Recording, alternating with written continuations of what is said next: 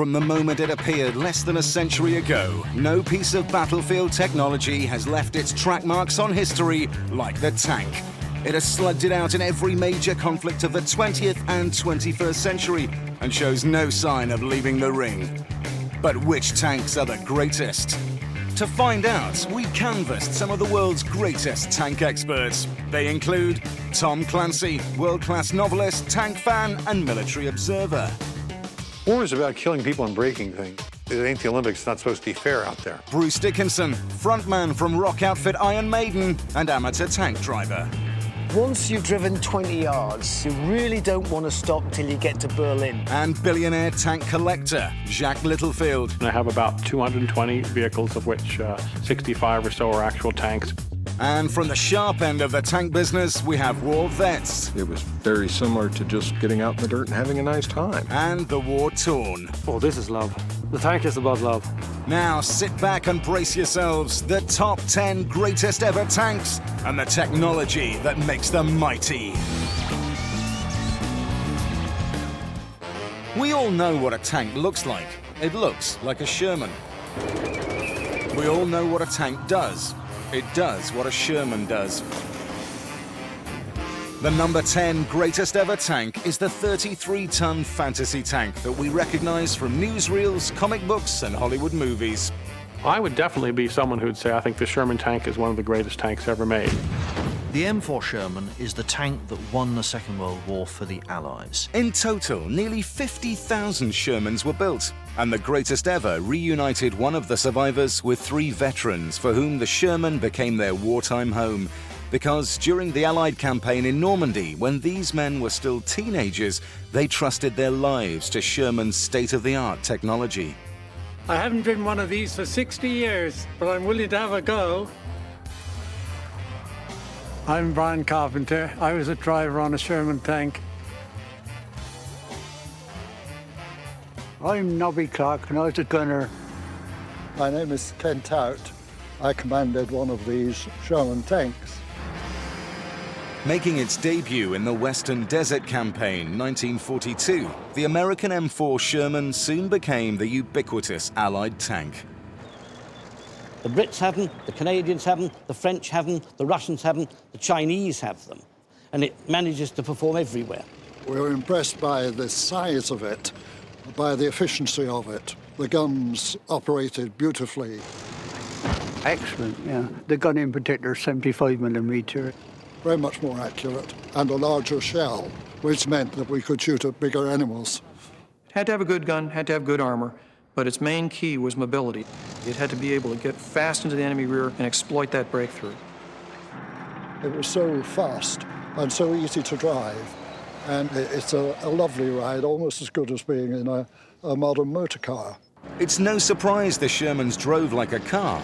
They were built by the mighty US motor industry. The Sherman tank design was driven from the beginning by its producibility. The Allies thought that we were going to have to outproduce the Axis, so they were built by places like Baldwin Locomotive Works, by General Motors, by Pacific Car and Foundry. They were produced in vast quantities. For every sort of contemporary German tank, the Americans were delivering about 10 Shermans. The Sherman design was really a universal tank that was intended to be used by a largely citizen army. It needed to be operated by somebody who knew how to run a farm tractor, by somebody who could drive a truck. And you couldn't have got any greener than Brian Carpenter, a college student before he became a tank driver. And I've got the 2 steering levers between my knees, and I've got a clutch pedal and an accelerator pedal, and of course the steering levers act as the brake. Standardization is the key. It's only really in the engine that these tanks differ. This one, and others like it, had a 9-cylinder air-cooled radial, actually an aircraft engine. I didn't think an aero-type engine was perhaps all that suitable for a slow-moving vehicle like a tank. But of course everything was low-geared, and at full revs in bottom gear, it would only do 2 miles an hour. And in top gear, 5th gear, it would do 22 miles an hour. But you needed to be on a nice, smooth, level road a bit downhill, otherwise it wouldn't take it. The Sherman tank offered some unexpected domestic facilities when the lads were out and about. We didn't have any laundry, so you had to wash your own clothes. And the only way you could dry your clothes was that you have an exhaust at the back, which you switch the engine on and you can dry your laundry very quickly. And while you waited for your socks to dry, how about a cup of tea? You could put a kettle on the top of the exhaust and boil the kettle. Once you finished your tea and nature called, the Sherman supplied an unorthodox portable toilet. Empty shell cases. The toilet arrangements, this is where the empty cases come in, you see. If you had an empty case, this is reused, then you could get rid of it. And best of all, if you were caught short, it was easy to resupply. And there were times when there were no empty cases, so we pointed the gun in the direction of Germany and got an empty case. Nice one, Nobby. But the Sherman was much more than an exercise in improvisation. Everything about the tank's design was carefully considered. The American philosophy was to use the tank as an infantry attack weapon. So the armour is suitable for a vehicle which is highly mobile, has got to keep the enemy on the move, but isn't necessarily slogging it out with other tanks. But tank-on-tank action was an operational fact of life. And by the time modestly armoured Sherman arrived in Europe in late '42, it found itself on the receiving end from a new generation of German tank killers. And German tank commanders soon got the measure of the Sherman. I saw them first time when I came to the Western Front. There were no match for us. The very thin armor, easy to hit the armor, to penetrate the armor. This tank, 1,000 meters, the shot went straight through from both sides. Bad news for Sherman, but that's only the half of it. And of course, you had 140 gallons of petrol when the tanks were full. And of course, you were penetrated, the petrol went up. That's where they got their name from the Germans as Tommy cookers. Yeah. Because they brewed up so easily. But despite all its flaws, in the end, it was the Sherman's original design considerations that proved decisive. If we look at the Second World War with hindsight, it's quite obvious that the tank you can mass produce is going to win the war for whichever side. When we encountered Germans, they didn't come alone. They come, many of them, and then we didn't have a chance. Oh, that's brilliant. I never thought I'd do it again. Just as noisy, yes.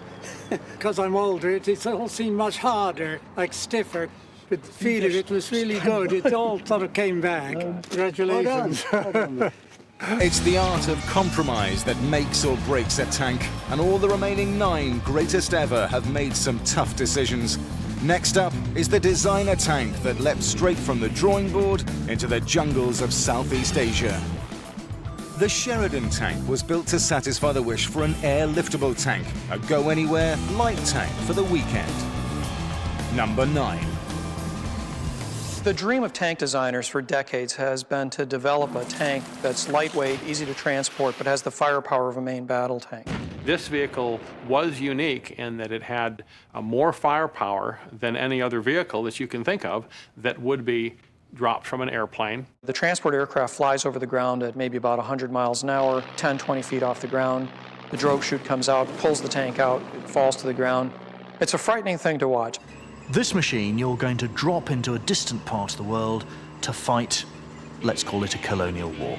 And in the context of 1970s America, that can mean only one place, Vietnam. I was part of a cavalry unit. We were kind of search and destroy, go out there and don't come back. Who better to give us the lowdown on the Sheridan than 2 guys who experienced Vietnam from inside the multi-talented tank? First impression was very positive. It did a lot of neat things. It could be airdropped. It floated. All you could see through the window was water and fish. The Animal M551 Sheridan, my connection, driver. Tricycle steering, 4 forward speeds, 2 reverse. The manual said 43 miles an hour, but yeah, I think it could get more closer to 45, 46. If you hit the rice paddy dikes just right, we could actually get it to float, and you could hear it slap when it hit the ground.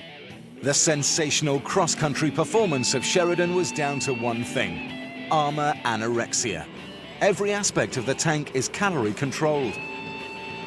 As soon as you start talking weight that's light enough to be dropped out of an airplane, you're talking about a tank that's going to have to be around 10 tons or 15 tons. And it's very difficult to do that with conventional steel armor. The only way Sheridan was going to stay in one piece was if it was made out of aluminium. For a given level of armor protection, you could get a much better structure that is something able to withstand the rigors of airdrop. And the requirement for heavy firepower on such a skinny frame led to the Sheridan's most striking feature. It has an amazing looking gun, a 152 caliber gun that fires missiles. It would follow an infrared beam, probably similar to a laser beam today. But it left the gun tube, and you swear it almost hit the ground. And it would fishtail all over the place, but it never missed the target.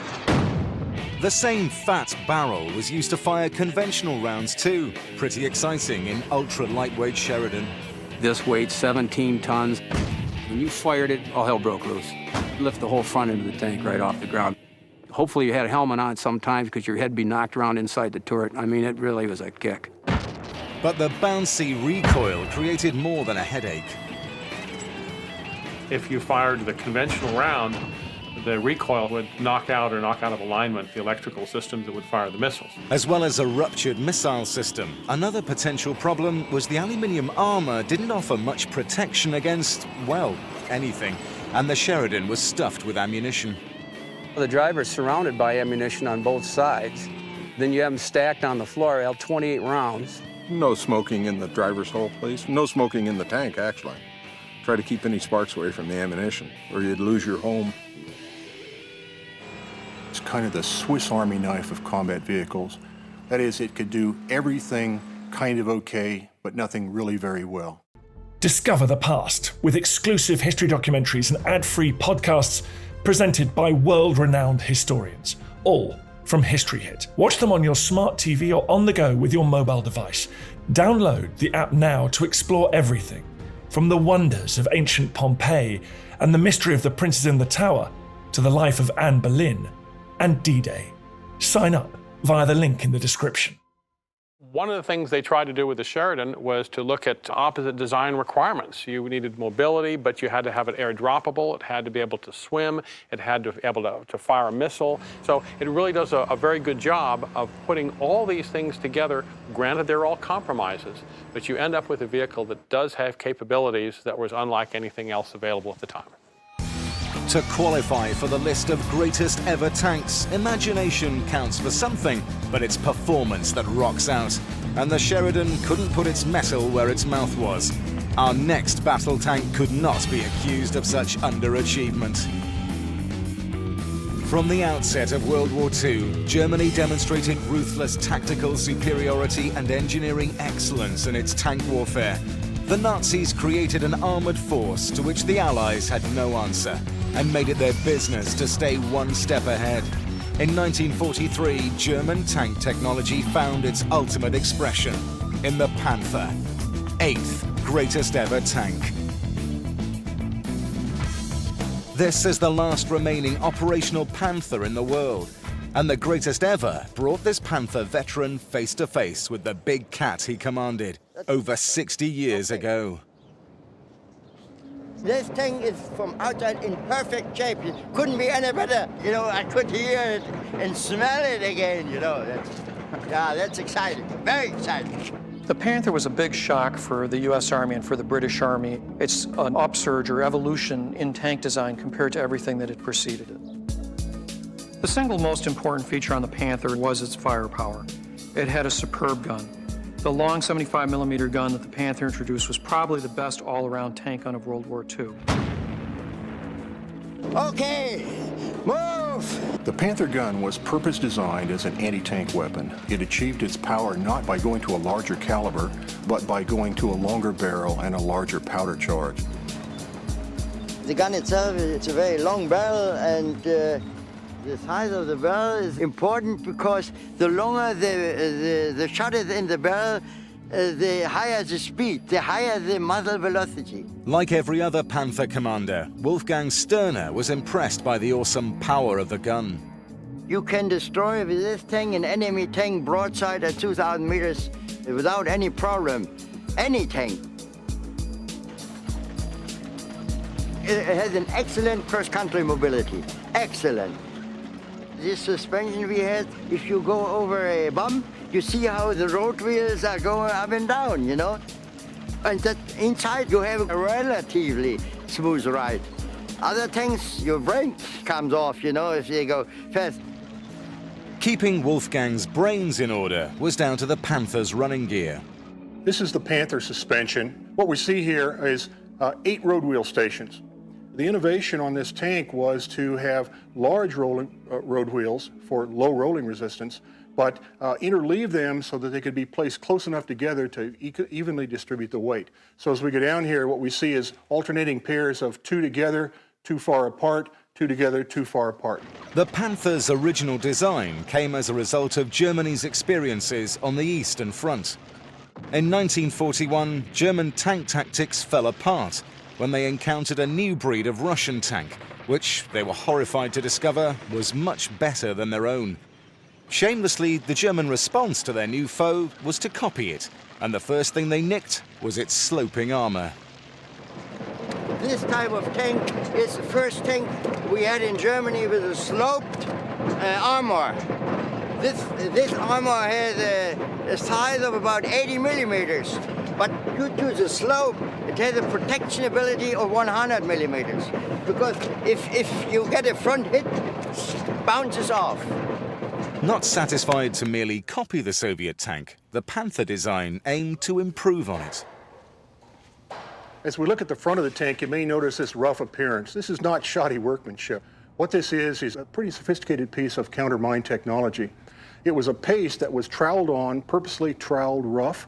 It was then hardened with a blowtorch, and its purpose was to provide standoff from magnetically attached mines. The improvements didn't stop with the armor. The Germans took pride in giving the tank a complete engineering makeover. Whereas a mechanism in a Russian tank might weigh 100 pounds to do a particular job, the Germans could take that 100 pounds and get it down to maybe 70 pounds. Here you have the casting for the engine block for the Panther. And as you can see here from looking at it, this is an incredibly intricate casting. It's got lots of thin sections. It's been very carefully engineered so that I would say a comparable Russian or American unit to this would be heavier and larger. It might be somewhat more rugged, but this is designed so it's right there on the edge, just very beautifully built and designed. They would do things in a manner that was better, but sometimes was very complex. So the command comes now, Panzer Marsch, go. The complicated Panther saw its first action at the Battle of Kursk, the biggest and meanest tank battle of World War II. But from the off, things started to go wrong. Most tanks broke down before seeing any action. They were not ready for combat. They were much too early to brought to the front. It was not a very impressive situation, the first. The problem with the complex engineering was not only that it was prone to failure, it also wasted precious time and resources. These are the main bearings for the Maybach V12 engine that powered the Panther. They're a beautiful piece of engineering. They're designed to last for years. The problem was the Panther lasted weeks or months in combat, and it's one of the reasons that the Germans lost the war. They just couldn't back off from engineering excellence in every aspect of their weapons. The German national character seeks too greatly after perfection, when perfection is not only not needed, but it's counterproductive. It's said that if Germany hadn't gone overboard with the engineering and built simpler tanks in larger numbers, the war could have had a different result. Still 1-0, but to the other side. So whichever way you look at it, this tank rightly deserves its ranking at number 8. Overtaking the stationary Panther is a machine that if it didn't exist, we'd have to make it up. If Satan produced a tank, it would be the T-72, 7th greatest ever tank. The 70s was when the gulf between Soviet and Western ideologies seemed to be at its widest. And the symbol of Ruski threat was the T-72 tank. The T-72 is a tank that was built by the Soviets to fight World War III. The T-72 was designed to form the spearhead of a Soviet push into Western Europe. The ultimate attack tank. The T-72 was definitely something to be worried about. It had thick armor, good mobility, a big gun. and very low profile. It's about a foot lower than a British tank and about 18 inches lower than the contemporary American tank. So it's a difficult target to hit, especially if it's coming at you fast in great numbers, fully tracks up with infantry behind it. Ooh, well, that sounds pretty exciting. You look at the T-72, it's wide, it's squat, it's got a big gun. And when you're driving it, you actually feel aggressive. It just wants to get up and go. You feel part of the tank, and it's fun to drive. The biggest surprise that we had with the T-72 actually was its gun, which was a 125mm caliber gun. And that would have caused us big problems. The Soviet barrel was 5mm wider than Western barrels, and that meant bigger shells and more armor penetration. But the revolutionary bit was that the gun was fed shells by an automatic loading system. The big green lump is the back of the gun, which is also coupled to an autoloader. Right. The ammunition comes up through these two flaps in the floor, which is lifted up to about here. Rammer comes out of the back of the turret, pushes the warhead in. With having an autoloader, you don't need the loader, which means you can reduce the size of the tank. You can make the tank smaller, which is a harder target to hit. Removing a crew member immediately reduced the weight of the tank by about 12 tons. The weight of the armor needed to protect a crewman. This increased the tank's speed and maneuverability. But the T-72 went further, shrinking the interior so that even the remaining crew had to be specially selected. If you're taller than 5'6", about here, my wife's taller than that, you can't fit inside a T-72. It's Munchkin land, all right? The T-72 seemed to fit perfectly into the Western stereotype of the Soviet tank, a brutal, efficient killing machine. But was T-72 really all it was cracked up to be? Intelligence officers are scared for a living. The intelligence officer looks at a piece of Soviet hardware and goes, "Oh my God, the Russians have finally figured it out. That's the deadliest thing on the battlefield. We're screwed if we have to go against it." Then we get hold of it. We find it's a death trap like everything else the Russians ever built. For starters, there's the trusty autoloader. It has an unfortunate habit of trying to stuff the gunner into the gun. It wouldn't be unknown for the crew members to lose their arms with the autoloader picking up the sleeves and trying to ram that in the gun rather than the shell. But there's much worse. T-72 has its ammunition exposed, and it means that very often, if it's struck with the right sort of incoming round, the whole tank will blow up. It's a death machine, death for its own crew. The likelihood that the crews of the T-72 feared the tank almost as much as the Pentagon did has got to count against it in the great scheme of things. T-72 makes it to number 7. While mutually assured destruction was making everyone miserable on both sides of the Iron Curtain, the loved-up Swedes tried to find a way to reform the image of the tank as an instrument of peace. The unique S-tank comes in as the 6th greatest ever tank, the pacifist choice. When the tank world first saw the S-tank, they collectively shook their heads in disbelief. I think S-tank astounded everyone. It is so unlike the conventional tank that it was bound to have people's chins dropping for a while when they got to terms with it. The S-tank is one of the goofier ideas that's come down the pike in the past 50 years. It caused us to rethink what is a tank and what is the essence of a tank. From its turretless snout to its protective fence, twin engines, and built-in swimming skirt, the S-tank is quite simply unique. And its audacity surprised even the Swedes. Well, I was shocked when I first saw it because I haven't seen that kind of tank before. I was the first soldier in the Swedish army on the S-tank in '62. The greatest ever went to Sweden to find out what all the fuss was about. If we look at Sweden, it's a neutral country, and it's caught between the Warsaw Pact on one hand and NATO on the other. So it needs a posture of robust defence so that no one's going to invade it. I think S-tank is designed for an attack by Russia swinging north about and down through Sweden. To even the most casual observer, the S-tank has one particularly striking feature: no turret. It was intended to fight in forested terrain. Narrow forest roads don't lend themselves to a fully turreted design. There's perhaps not even room to swing the gun around. So the first thing the Swedes said was, perhaps I don't even need a turret. The absence of a turret makes the S-tank just over 7 feet tall. Very handy if your main tactic is concealment. An S-tank had this ability to literally dig itself a hole. All you'd see sticking over the top is the gun barrel, hardly anything more. It was designed to shoot and scoot. Under onslaught from large numbers of enemy tanks, you can take a few out, you can then roar off in the opposite direction, dig yourself in again.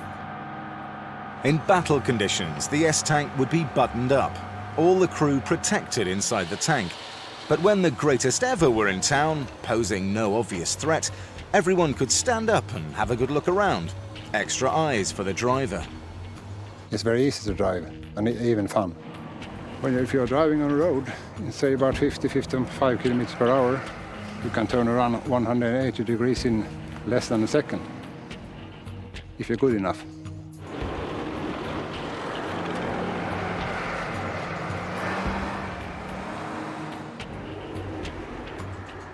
But it's more like the inside of a fighter aircraft than anything else, in that you're literally using the controls on a stem, everything, right at the edge of your fingertips. One of the S-tank's most astonishing concepts is the reverse driver. It's his job to drive the tank in reverse after it's taken a pop at a Russian tank column. You want to keep the gun and the armor still able to engage the enemy. You didn't want to turn the tank around. A solution, therefore, was a rear-facing third crew member, but he had a duplicate set of driving controls which faced to the rear. The tank could, in fact, drive as rapidly and as easily backward as it could forward. But the jewel in the crown of the S-tank is its unapologetic main weapon, the fixed gun. Well, the whole problem with a fixed gun is that you've got to manipulate the whole tank to fire. You had to be able to aim the whole hull in the same way a fighter pilot aims his whole aircraft. The design breakthrough was a controllable hydropneumatic suspension. The Swedish innovation was to be able to control these in such a way and in such precision that they could be used as a gun aiming device. To tilt the gun, the first and fourth pairs of road wheels move relative to the other wheels. Because the length of the track is fixed, it means that the tank has to tilt up and down. What you can see here is the arm that the first road wheel is connected with. And that one moves when you move the hull. The elegant and sophisticated S-tank was feted by the world's military. They loved it, but nobody bought it. It was intended to fight a Russian army on Swedish terrain using Swedish army tactics. It was so well tailored to that mission that, in fact, it wasn't a very good fit for anybody else in the world. In particular, there was one insurmountable problem. The disadvantage of the tank is that you have to stand still when you're firing. Because the hydraulics are shared by the suspension and the aiming system, the gun cannot be fired while the tank is moving, making it less versatile than other tanks. The S-tank was doomed to 6th place. To get into the top 5 greatest ever tanks, you can't just sit around on your borders. You've got to be prepared to go and kick ass. You've got to expose yourself. And for that sort of thing, you can't beat the British. Our first 5 favourite tanks were expecting trouble on a grand scale. But if your intentions are more modest, which tank offers the best value for money? Centurion, 5th greatest ever. First seeing action in the closing days of World War II, the Centurion is the longest-serving main battle tank in the world, a favourite of cut-price armies in low-budget wars.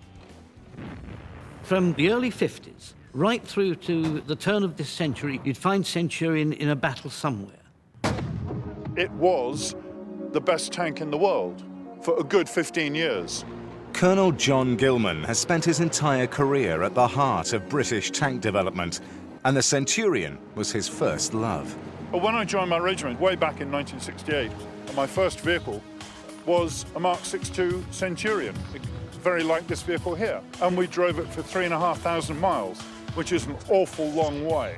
And Colonel Gilman knows better than anyone that the key to success for any tank is battlefield maintenance. The crew can keep this vehicle in the field fighting. The whole vehicle was designed from the crew point of view, around 2 spanners. One was the 45, teeny-weeny spanner, and one was for the track adjusting nut on the front. And between those two, there aren't any other spanners virtually you need. Centurion's common sense approach extended to a unique method for hitting the target. The ranging machine gun is absolutely ingenious. It's linked to the main gun, so it means that a gunner simply has to fire 3 rounds of tracer from the machine gun, and when one of them strikes, the target is picked up at once by the main gun and you get a first round hit. It's a very easy tank to get into and turn the engine on. It's just like a car, but then the nightmare begins. If you think back 60 years to motor cars, this is a crash gearbox. So you have to match the revs absolutely and double the clutch going up and down at the same time. Despite Colonel Gilman's 30 years of experience with the intricacies of the crash gearbox, the Centurion still puts up a fight. It's like learning to ride a bicycle backwards.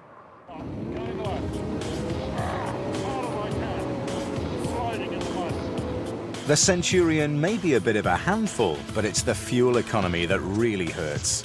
You're talking going cross country at least 5 gallons a mile. 5 gallons a mile. It gives you across country about a 40-mile range before you start getting worried and have to refuel. You don't have to have everything great on the tank, but if it goes fast, it's maneuverable, it can blow up other tanks and not be blown up itself. That's a pretty good tank. If you're in combat in this vehicle, you're highly likely to survive. You're going to win. In a world that seems to crave bells and whistles, the Centurion remains true to its principles. Keep it simple, stupid. With the handling characteristics of a mule and a range of only 45 miles on a tank of fuel, Centurion makes it to only number 5.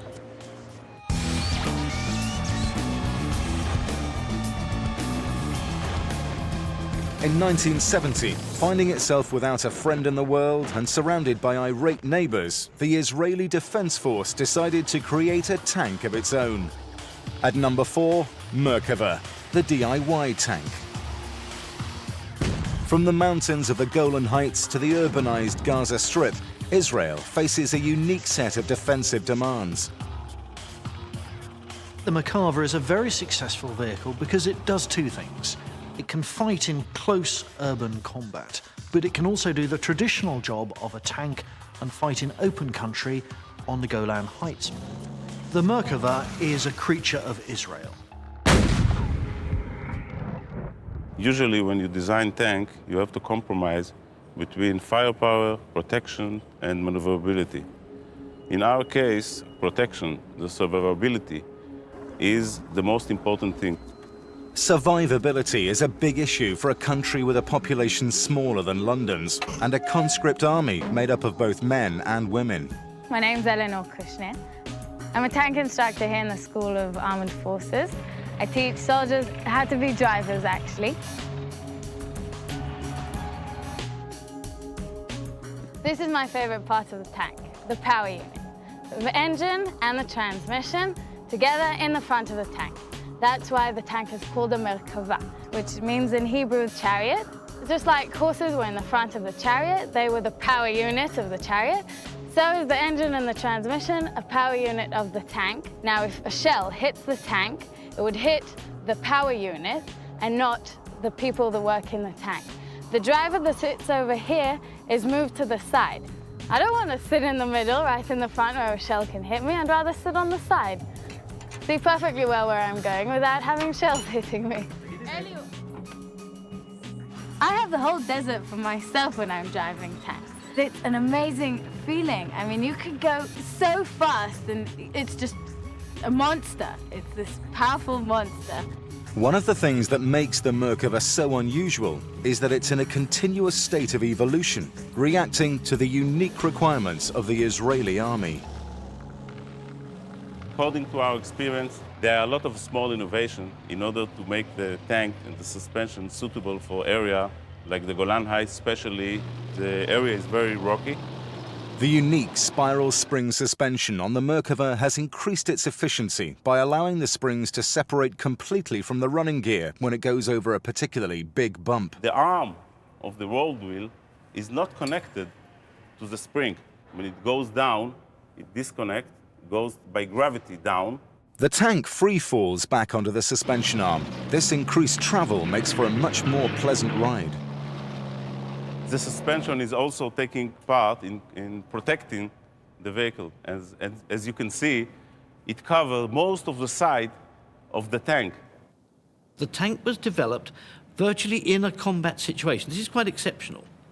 All those lessons that are learned on the battlefield are streaming in while the thing's being designed.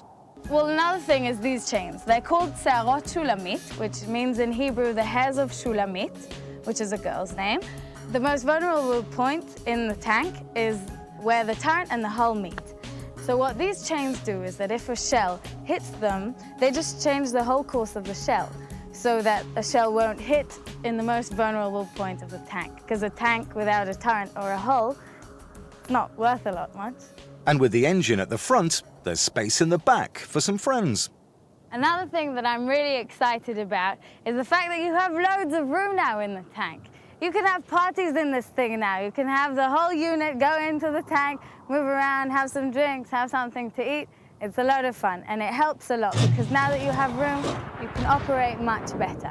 It can carry a section of infantry in the back. That makes it unique amongst tanks, in that you've got an armoured personnel carrier and a tank rolled into one.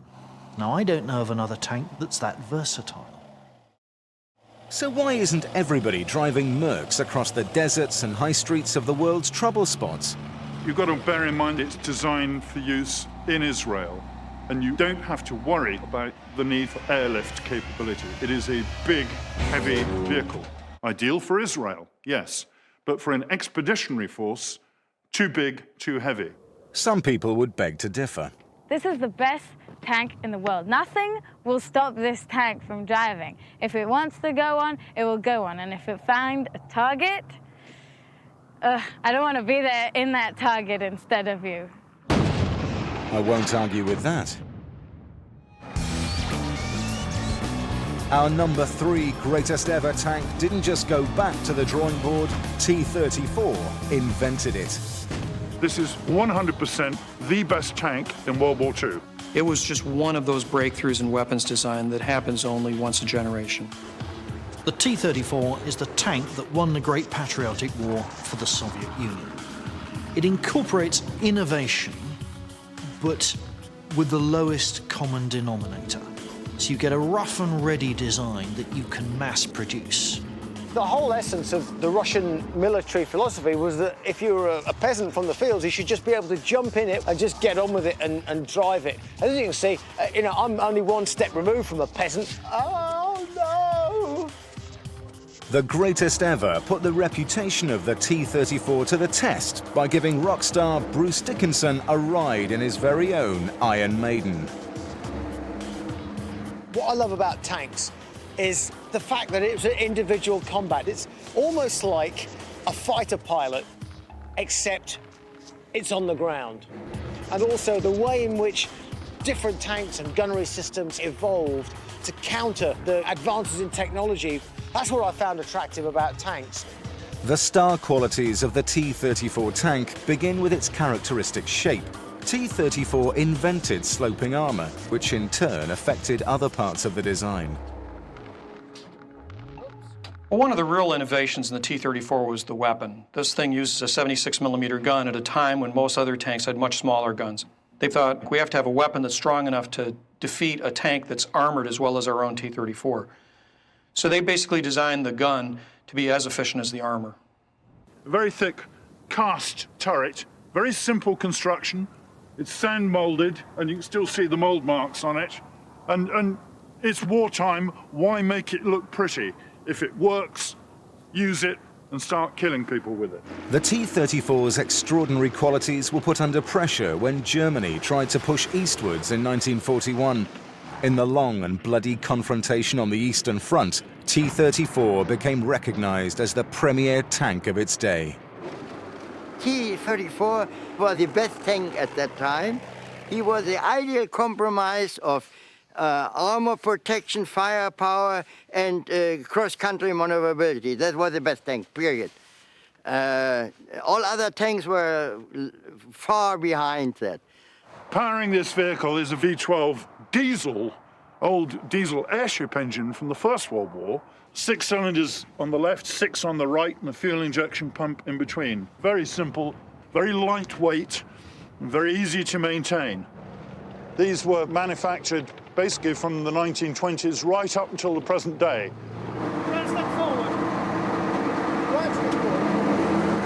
The T-34 may have been a great weapon, but it was a horrible tank to serve in. When you have a big 450 horsepower engine immediately behind you, bolted straight to the floor, all that vibration gets passed through the metal, up your legs. It's very unpleasant inside of it. I'd say so far of all the tracked type vehicles I've ever driven, this one is the most fun and the filthiest, which is the same thing, really. T-34 transformed Russia from a peasant economy to a superpower. A tank capable of that deserves some respect. T-34, third greatest ever tank.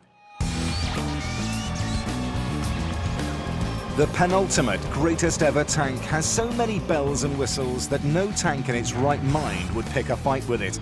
The Abrams has to go looking for trouble. Number 2.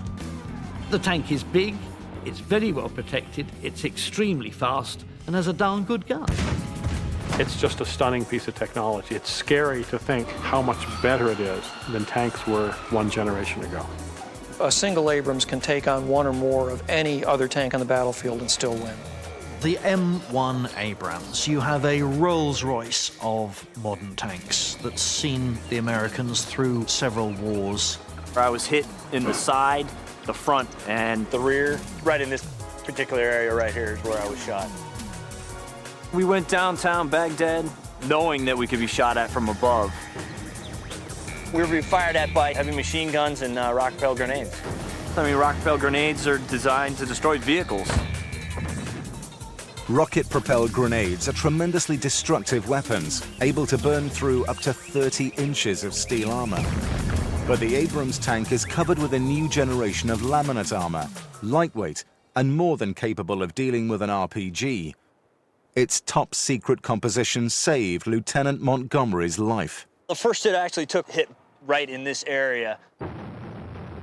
It exploded, took out my 50 caliber machine gun, as well as all the ammunition that I had stowed here. This is where I was standing. The hatch was actually down in what we call open protect. And that's when he fired. The tank did exactly what it was supposed to do, absorb the impact.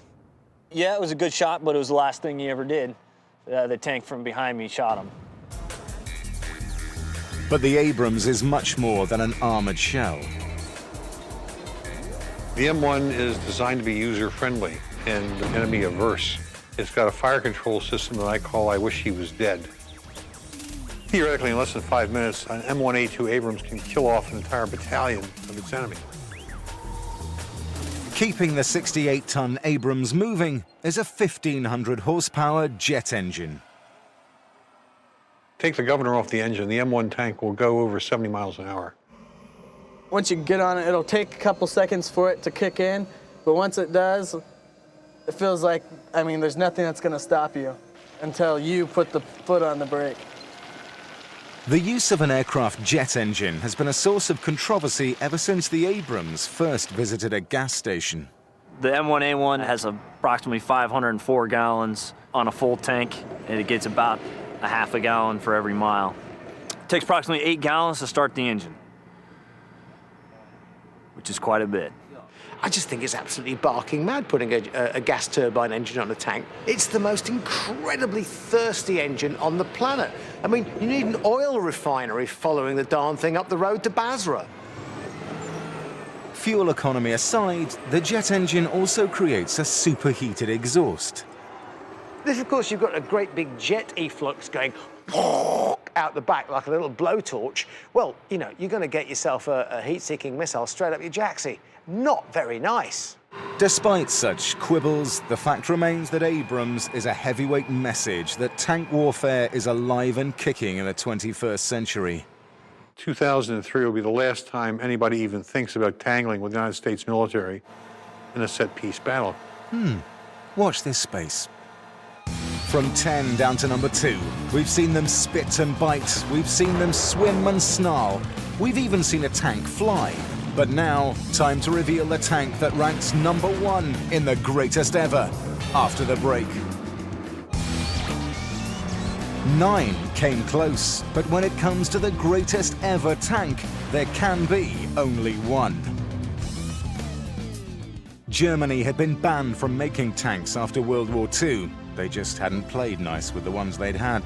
But by the 1970s, a new Germany was allowed back into the tank shed, and the technological excellence that created the Panther spawned a new generation of big cat.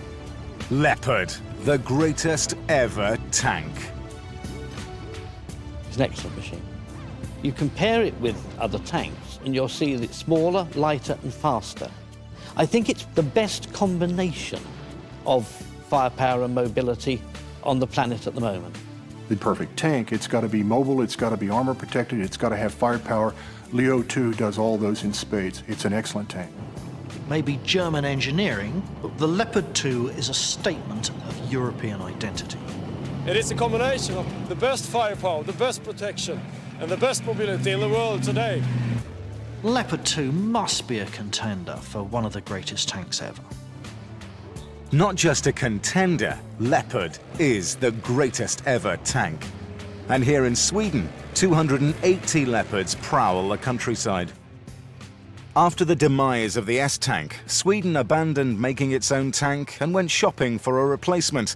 The German Leopard knocked the spots off the competition. But would you let your 18-year-old kid take it out of the garage? My name's Johnson. I'm the driver. I'm the commander. My name is Christian Jansson. My name is Chas Kelly. I'm the gunner. My name is Josef Rosen, and I'm the loader of this tank. I'm also the chef. The greatest ever joined the Swedish Army conscripts as they began an 11-day combat exercise, getting to know the Leopard's world-class technology. 6 months ago, they left home for military service. And probably they had never been driven a tank before. They've swapped the family Volvo for 62 tons of killing machine. And it's the Leopard's world-beating user-friendliness that lets these youths tear up the tundra with confidence. No steering levers or crash gearboxes here. It's almost like driving a car, but it's a bit heavier. Today, we are gonna drive like maniacs. The steering wheel looks like a car steering wheel. The seat here, very comfortable to sit in. A sports car type of seat, produced by Recaro. Very simple compartment, looks quite much as a car. The big white pedal in the middle, that's the brake. You can stop 62.5 tons in about 9 meters. We are gonna drive the tank to its bitter end. I will make them feel confidence with this tank. The attitude is to get them to be hunters, to feel the tank. The extraordinary performance of the Leopard is enhanced by its radical modular design. It's actually an enormous kit of parts, all easily replaceable. And just like your Mercedes, when something goes wrong, you don't reach for your wrench, you grab your laptop. For my maintenance, I have a laptop. I connect it to the separate modules, and I can test them individually. So what I'm going to do now is to plug in this cable to the central logistics, and then I plug it into the maintenance computer, and I can see what's wrong with the tank. And then I change that module. So you could say that this computer is like the normal test computer on a modern car. But for instance, if you should have a problem with the power unit, you take the whole unit out, you take the unit to the workshop, you get a new unit instead, put that in, the tank is ready. And the rest... The Leopard's engine is another world-beating factor. Nothing new or fangled, just massive and reliable. This engine is quite common industrial engine and marine engine as well. The engine has about 1,500 horsepower, a V12 engine, 48 liters, and 15 times more torque than a normal car.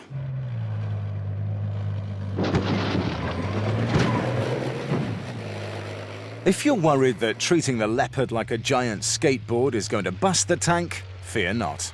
The Leopard is one of the few tanks in the world that comes with a manufacturer's guarantee. As long as the factory supervise your maintenance, then you're okay for a good 14,000 kilometers, which in tank terms is an awful long way. To help stop the conscripts from running into each other, the Swedes use a state-of-the-art tank command control system.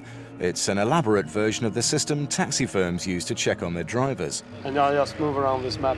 Of course, I can center the map on my own tank or on somebody else's tank. That's no problem at all. And they can also broadcast anything they want in text or icons. It's innovations like this that keep the Leopard one step ahead of the pack. Because by keeping most information on the screens and off the normal radio system, they can keep radio conversation focused on the important things. Almost 100% of the radio talk now is about the enemy, as it should be. I just need to find the enemy and go kill him. That's fighting talk. The Greatest Ever decided it was time to put the world-beating performance of the Leopard to the test against the local champion, a Volvo, over a treacherous 400-meter slalom course.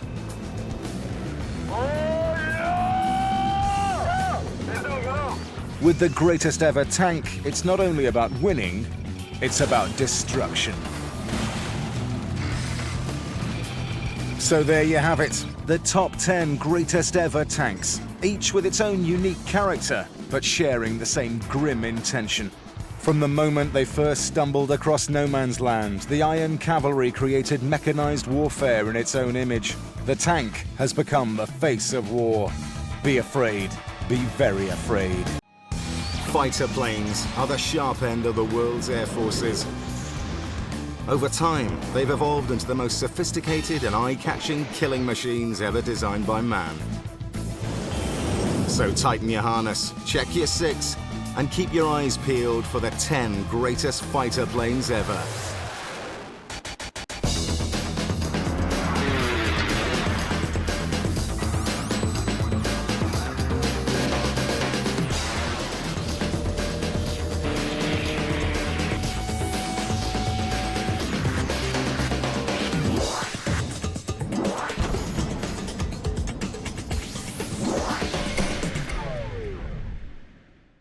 Coming up on the Greatest Ever, we're on the hunt for the world's ultimate fighter plane. There's something cruel and mean and nasty about fighter planes, but they're also balletic, superb and beautiful. These fighters will be judged by their firepower, maneuverability, historical significance, sheer aesthetics, and special design features, like swept-back wings, multiple wings, and even the ability to hover. To help us on our quest, we've got experts like best-selling military author Tom Clancy. Fighter plane is an aircraft that controls a block of air and denies use of that block of air to the enemy. Pilot and aircraft collector Kermit Weeks. In the case of any fighter airplane, the pilot literally becomes part of that airplane. You're watching the Greatest Ever. We'll get up close and personal with the 10 greatest fighters. We'll also meet the combat pilots who know these fighters like nobody else. She's a very good girl. We'll see what kind of punishment these planes can take, and we'll put you in the cockpit of a modern fighter. 99% boredom and 1% sheer terror. And show you what air combat feels like. So who could reach that level was a god. And when all is said and done, you'll know which one of these planes is the greatest fighter of them all. We start with the number 10 choice of the Greatest Ever fighters. It's Baghdad, 1991. This bad boy gained star status thanks to its unique ability to remain undetected by enemy radar. It's the unmistakable F-117 stealth fighter, the Nighthawk. It swoops in, rains death upon its prey before they know that they are there, and hopefully is able to get out before the bad guys know what hit them. There's a lot to be said for being invisible on a battlefield. If the other guy doesn't know you're there, you can do lots of bad things to him, and he can't see you, so you're safe. The stealth fighter is a beautifully sinister aircraft. In modern film terms, of course, it would be, I guess it's the plane that Darth Vader would like to fly in Star Wars. You know, if he had an escape aircraft to get out of his Imperial airship. Flying the stealth is awesome. The driver is called the Black Jet. And they're also the Saudis called the Shaba, which means ghost. The greatest ever got unprecedented access to this jet, which has seen action in Panama, Bosnia and Iraq. Many facts about the Stealth are still secret. It has an unconfirmed top speed that's close to the speed of sound, Mach 1, or 1,200 kilometers per hour, and it can carry some 2,300 kilograms of bombs. First impressions of this intimidating jet can be misleading, even for pilots. Walking up to the jet, it has so many odd type features that you would not think it would want to fly. The odd thing about the Stealth, unlike other fighters, there's nothing smooth or streamlined about it. It's all radar deflecting angles. It's like, in design terms, it's like a wonderful piece of Japanese origami. It's like the designers have taken a big sheet of paper or card and folded it in many angles to create this wonderful shape. Was it origami, or were there darker forces at work? The greatest ever got into the thinking behind the diamond-shaped Stealth with Alan Brown, the jet's chief engineer at Lockheed's mysterious Skunk Works. To make the diamond fly, we had to do black magic, really. A diamond-shaped fighter is the ultimate radar-evading design. But how do you make a diamond fly? And one of the things you can do is start chopping off bits off the back of the tail. And now I'll finish up with something that looks more like this. And we can put a cockpit in the front of it and some inlets. And now this starts looking like an airplane, starting with the diamond. We took a lot of the parts from other airplanes. The engines were stolen, literally, off the F-18 production line. The navigation system came from a B-52, and so on. Brown and his team conjured up the Stealth and neutralized 50 years of radar technology.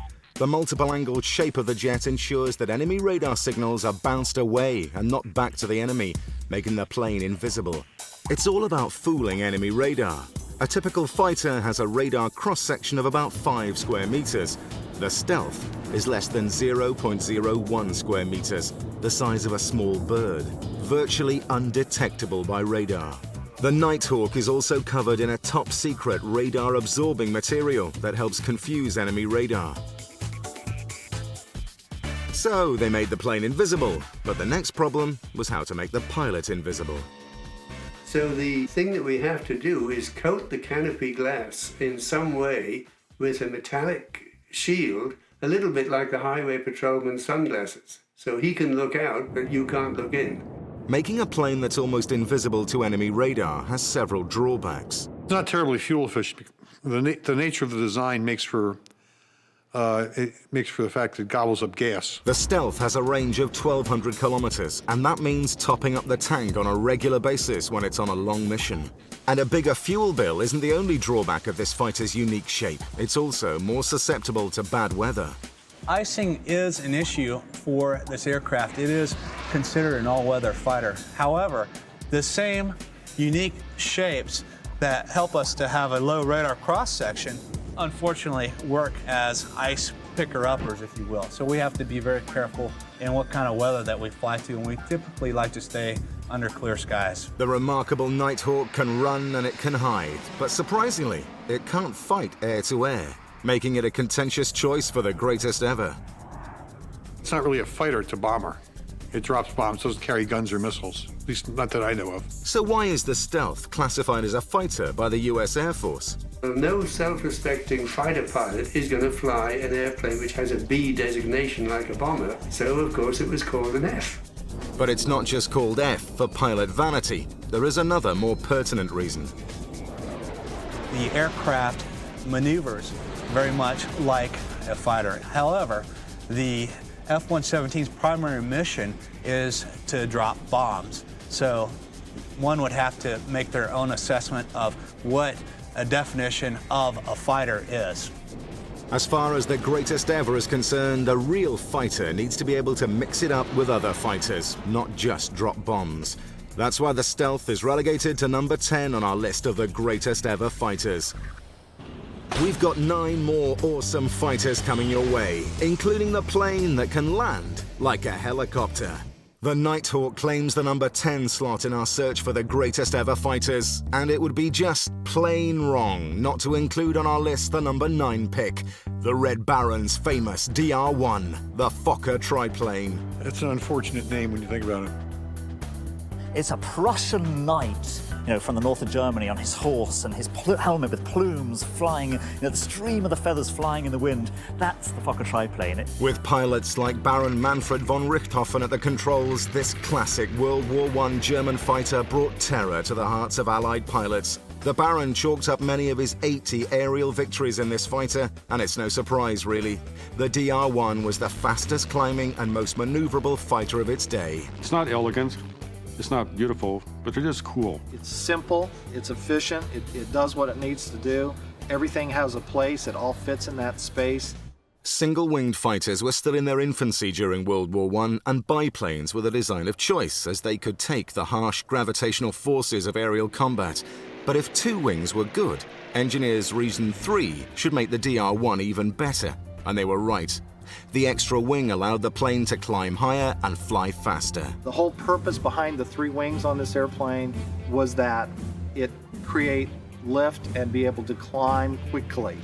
Aerial combat back then, basically, the faster you could get above somebody, then you could use the momentum coming down to attack them and get back up high and do it again. With its phenomenal climb rate, the DR-1 could reach 3,000 meters a full 3 minutes before its mortal enemy, the two-winged Sopwith Camel. When the DR-1 was rolled out in 1917, it wasn't just its superb wings and a top speed of 185 kilometers an hour that made it an awesome fighter. It also had machine guns that actually fired through the propeller arc, a revolutionary World War I innovation. It was Dutch DR-1 designer Anthony Fokker who figured out the secret to firing through the prop. He designed the interrupter, or synchronization gear, that allowed machine gun bullets to pass between the rotating propeller blades and not through them. Basically, all the interrupter is, it's a cam that runs off the engine. It just interrupts so that the gun will not fire when the propeller is in front. The DR-1 was a deadly combination of guns and wings, but it wasn't perfect. An aerodynamically unstable design. It never wants to fly straight and level. A pilot can never, ever let go of the controls. The airplane, when you first fly it, you go, oh my God, there's something that's not quite right. It tends to wallow around a lot. So if you let go of the controls, they don't really go back to a neutral position like you would expect on most airplanes. This highly unpredictable fighter will bite the unwary and keeps experienced pilots on their toes. It is a ground looper. That's why they have the what we call the axe handles out on the wings, because the pilots, I think, on a regular basis would come in and land and get the airplane up on a wing, and they put those out there to keep from breaking the wing off. It's tricky every time I get into it. I don't know what's going to happen. The iconic Fokker DR-1 is arguably the most recognizable World War I fighter, and it will forever be linked to the Red Baron, the most famous ace of all time. But this highly unstable fighter is definitely not pilot-friendly. That's why this mother of all Fokkers is number 9 on our list of the greatest ever fighters. The number 8 fighter on our list made a rather spectacular and infamous appearance on December the 7th, 1941. The Mitsubishi Zero. Wave after wave of enemy planes bombed American aircraft and units of the Pacific Fleet in a treacherous attack which achieved perfect tactical surprise. Without the Zero fighter, Japan would never have dared a Pearl Harbor attack. It was America's first real look at this lethal dogfighter, and it hurt. The Zero could outfly and outfight anything the Allies had. The A6M Zero fighter, which we called the Zeke, may have been the first real air superiority fighter insofar as it could drive a long way, control a piece of airspace, and then go home. The carrier-based Zero could go further on a tank of gas than any other fighter, 3,000 kilometers without a refill. Power-to-weight ratio was very good and very maneuverable and elegant design. Excellent aerodynamics, excellent stability. It's no wonder this fighter was nimble and quick. The Zero weighed in at 1,800 kilograms, a full 900 kilograms less than the P-40 Warhawk. The American aircraft, no doubt, technologically more sophisticated, more powerful, more heavily gunned. The pilots are probably equal in talent and intelligence, but that little Japanese aircraft, for all its limitations, can turn inside, spin round, bam, bam, bam, and knock the tail off the American. The Zero had an astonishing vertical climb rate of 1,400 meters per minute, almost double that of the competition. In a 1 versus 1 stay-in dogfight, It was a tough, tough adversary. The plane remained an enigma until the US got a lucky break. An intact and airworthy Zero was captured in Alaska in 1942. Where they had their test pilots and fighter pilots just fly the hell out of the plane. That's a Zero. Extensive tests revealed the Zero's secrets. The fighter's lightweight construction couldn't handle speeds over 660 kilometers an hour, or the plane would start to break up. Once we figured out what it could do and what it couldn't do, we tended to gobble them up. It could outclimb anything the Americans had, but it couldn't outdive anything because it was too light. The American strategy was simple. Their fighters were far faster. They just had to avoid dogfighting and use simple hit-and-run tactics instead. Was they kept high altitude, dive down, hit the Zeros, and zoom right back up. The American tests also found another glitch in the Zero's armor. It didn't have any. The plane's aerial agility came at the expense of pilot protection. It was a flimsy airplane. It wouldn't take any punishment. The Japanese, philosophically, thought that a good warrior is always offensive, never defensive. Well, that's fine, except what if you get killed? Then you're neither offensive nor defensive, you're just dead. To see how weak the Zero was, the greatest ever decided to bring out some serious firepower and put its pilot protection to the test. American World War II pilots had their backsides protected by thick armor plate. As you can see, it does stop the round. You could get fragmentation inside the aircraft, which would cause secondary fragmentation to the pilot, but it does offer protection, just very heavy. Zero pilots had zero protection. This thin plate of aluminium is all that separated a Zero pilot from eternity. Taking 4 rounds, it would go through the skin, as you can see, and seriously enter the body of the pilot. But Zero pilots never wavered when it came to pilot protection. Even toward the later parts of the war, the Zero pilots did not want armor plate or anything that added unnecessary weight to their aircraft. And their philosophy was, you know, just kill or be killed. Towards the end of the war, Zeros were turned into flying bombs. Landing safely was no longer required. And then it just became a death trap, and a lot of Zeros ended up as being kamikazes, which is not a very good use for an airplane. Ending the war as a suicide bomber and leaving its pilots unprotected is why this flying ninja is checking out in the number 8 slot on our list of the world's greatest ever fighters. Number 7 on our list of the greatest ever, the fighter with a split personality. It hovers like a helicopter and flies like a fighter. The Harrier Jump Jet. It's a tremendous aircraft, it really is. You know, a traditional jet fighter needs 10,000 feet. We can put it down literally anywhere. That's got to make it one of the greatest fighters in the world. The noisiest damn airplane I've ever seen. It's a good airplane, and the Royal Navy, the Royal Air Force, and the United States Marine Corps have made good use of them. The Harrier was first flown in the 1960s and has continued to see action right through to the latest Gulf War. It was thrust into the public eye during its first taste of combat, the Falklands War in 1982. It's pugnacious. It can really, can give a good fight. You can see that. And it proved that, of course, in the Falklands War, where it was a hugely successful aircraft. Royal Navy Sea Harriers shot down 24 Argentine jets without a single air-to-air loss. The greatest ever reunited RAF Wing Commander Tony Harper with the actual GR3 Harrier he flew in combat. It looks exactly the same as it did when I last flew it in the Falklands. It's still got bits of paint missing in the same places. It's nice to see it again. Tony's most memorable mission, saving trapped British paratroopers. It was during the Battle of Goose Green. The paras were pinned down by the Argentinian defenders. We were tasked at the end of the day to come in and try and deal with some of the artillery positions. We found the targets on our first run, and we hit them. The commander contacted the Argentinians and asked them if they'd like some more of that medicine or if they'd like to surrender. They decided to surrender. The reason this plane is so successful is its versatility. It has a decent top speed of 1,065 kilometers an hour, but more importantly, this plane can hover. It's difficult to design a plane that's excellent in both regimes, hovering and forward flight. But if your mission is such that taking off from an unfinished field is an advantage for you, as opposed to optimum high-speed performance, then that aircraft makes sense. And the reason it hovers? One very powerful Rolls-Royce jet engine and 4 rotating nozzles that can blast an amazing 10,000 kilograms of thrust, literally giving the jet a cushion of air to ride up and down on. Whereas some aircraft will have 2 engines, we've actually got 4 exhausts, which is what makes the Harrier capable of hovering. And to control the Harrier when it's in the hover, small air nozzles help keep the plane in position. We have reaction control valves at all the extremities, in the wingtips, in the nose, in the tail, and also on the rudder.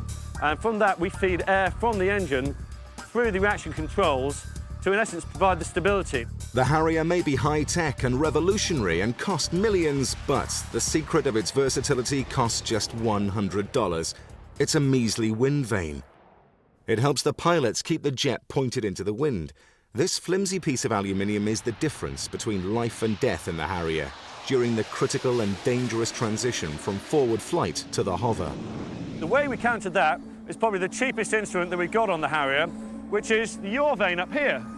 And as you can see, it kicks into the wind. But until we get into the hover, we need to keep that pointing straight, so we're always into the relative airflow, pointing directly into it.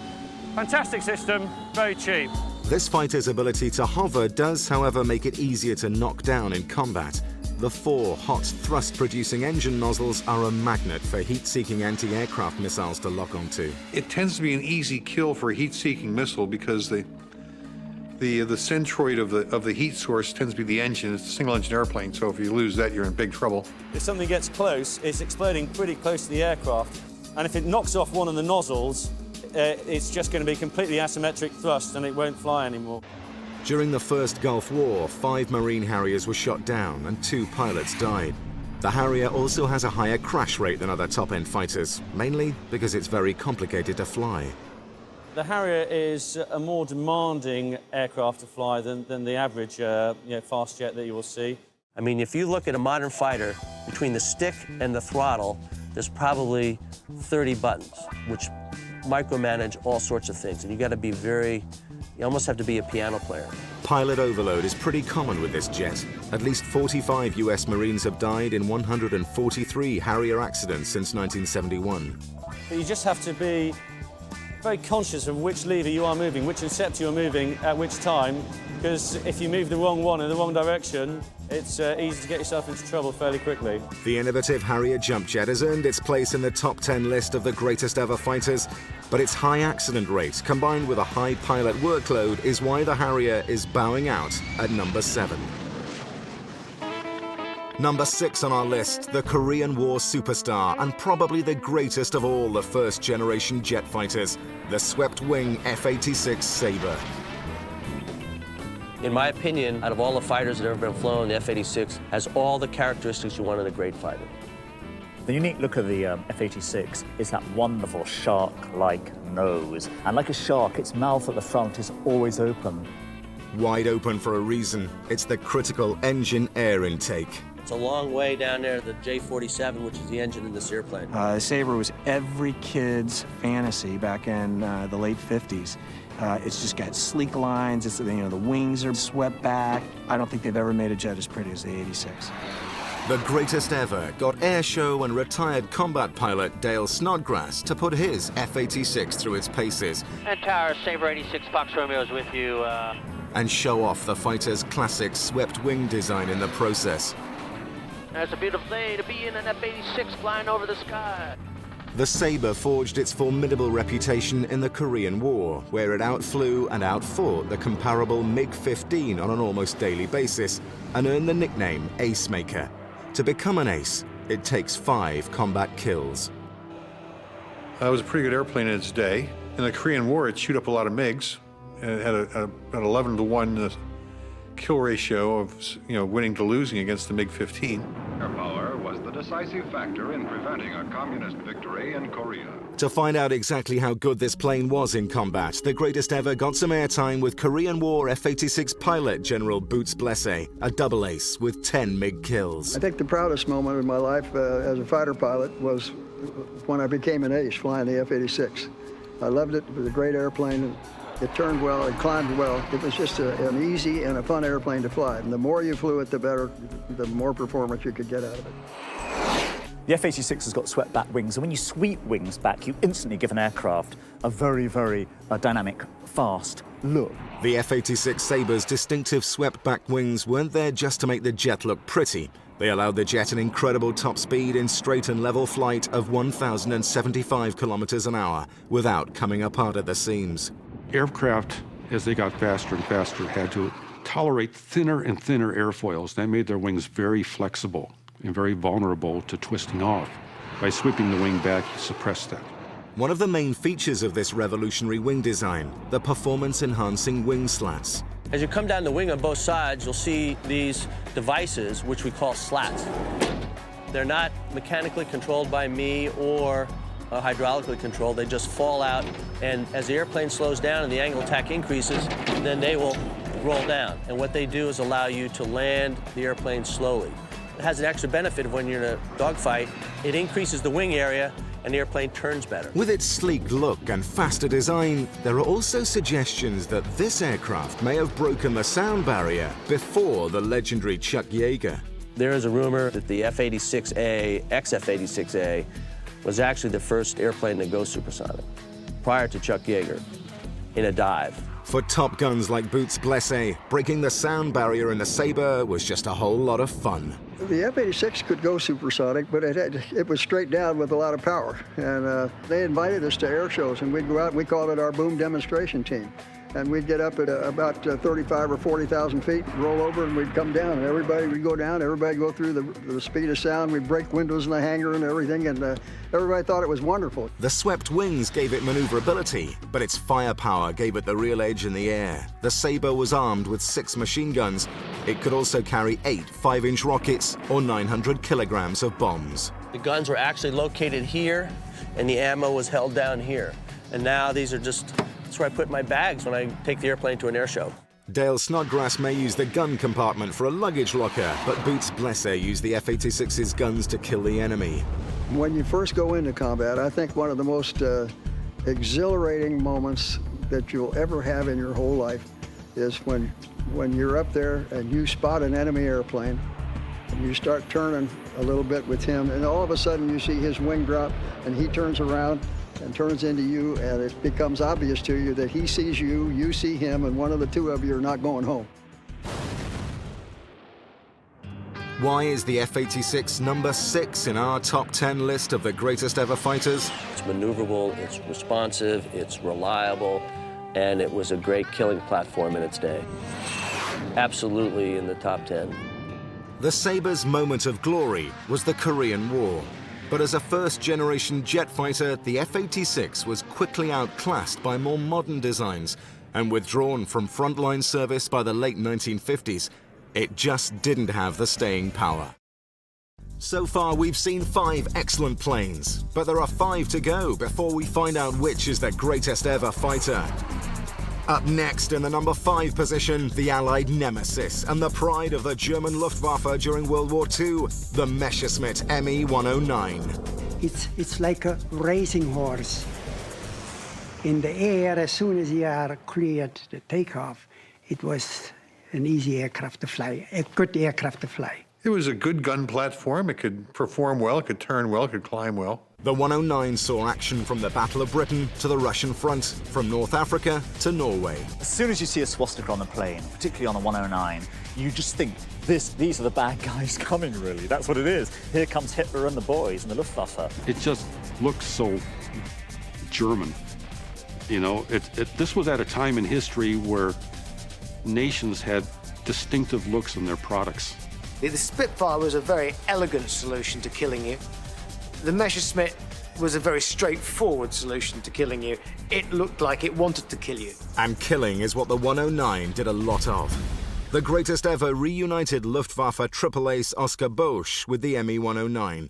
He trained on these fighters and went on to shoot down his share of Allied aircraft. Putting the enemy into the gun sight became second nature.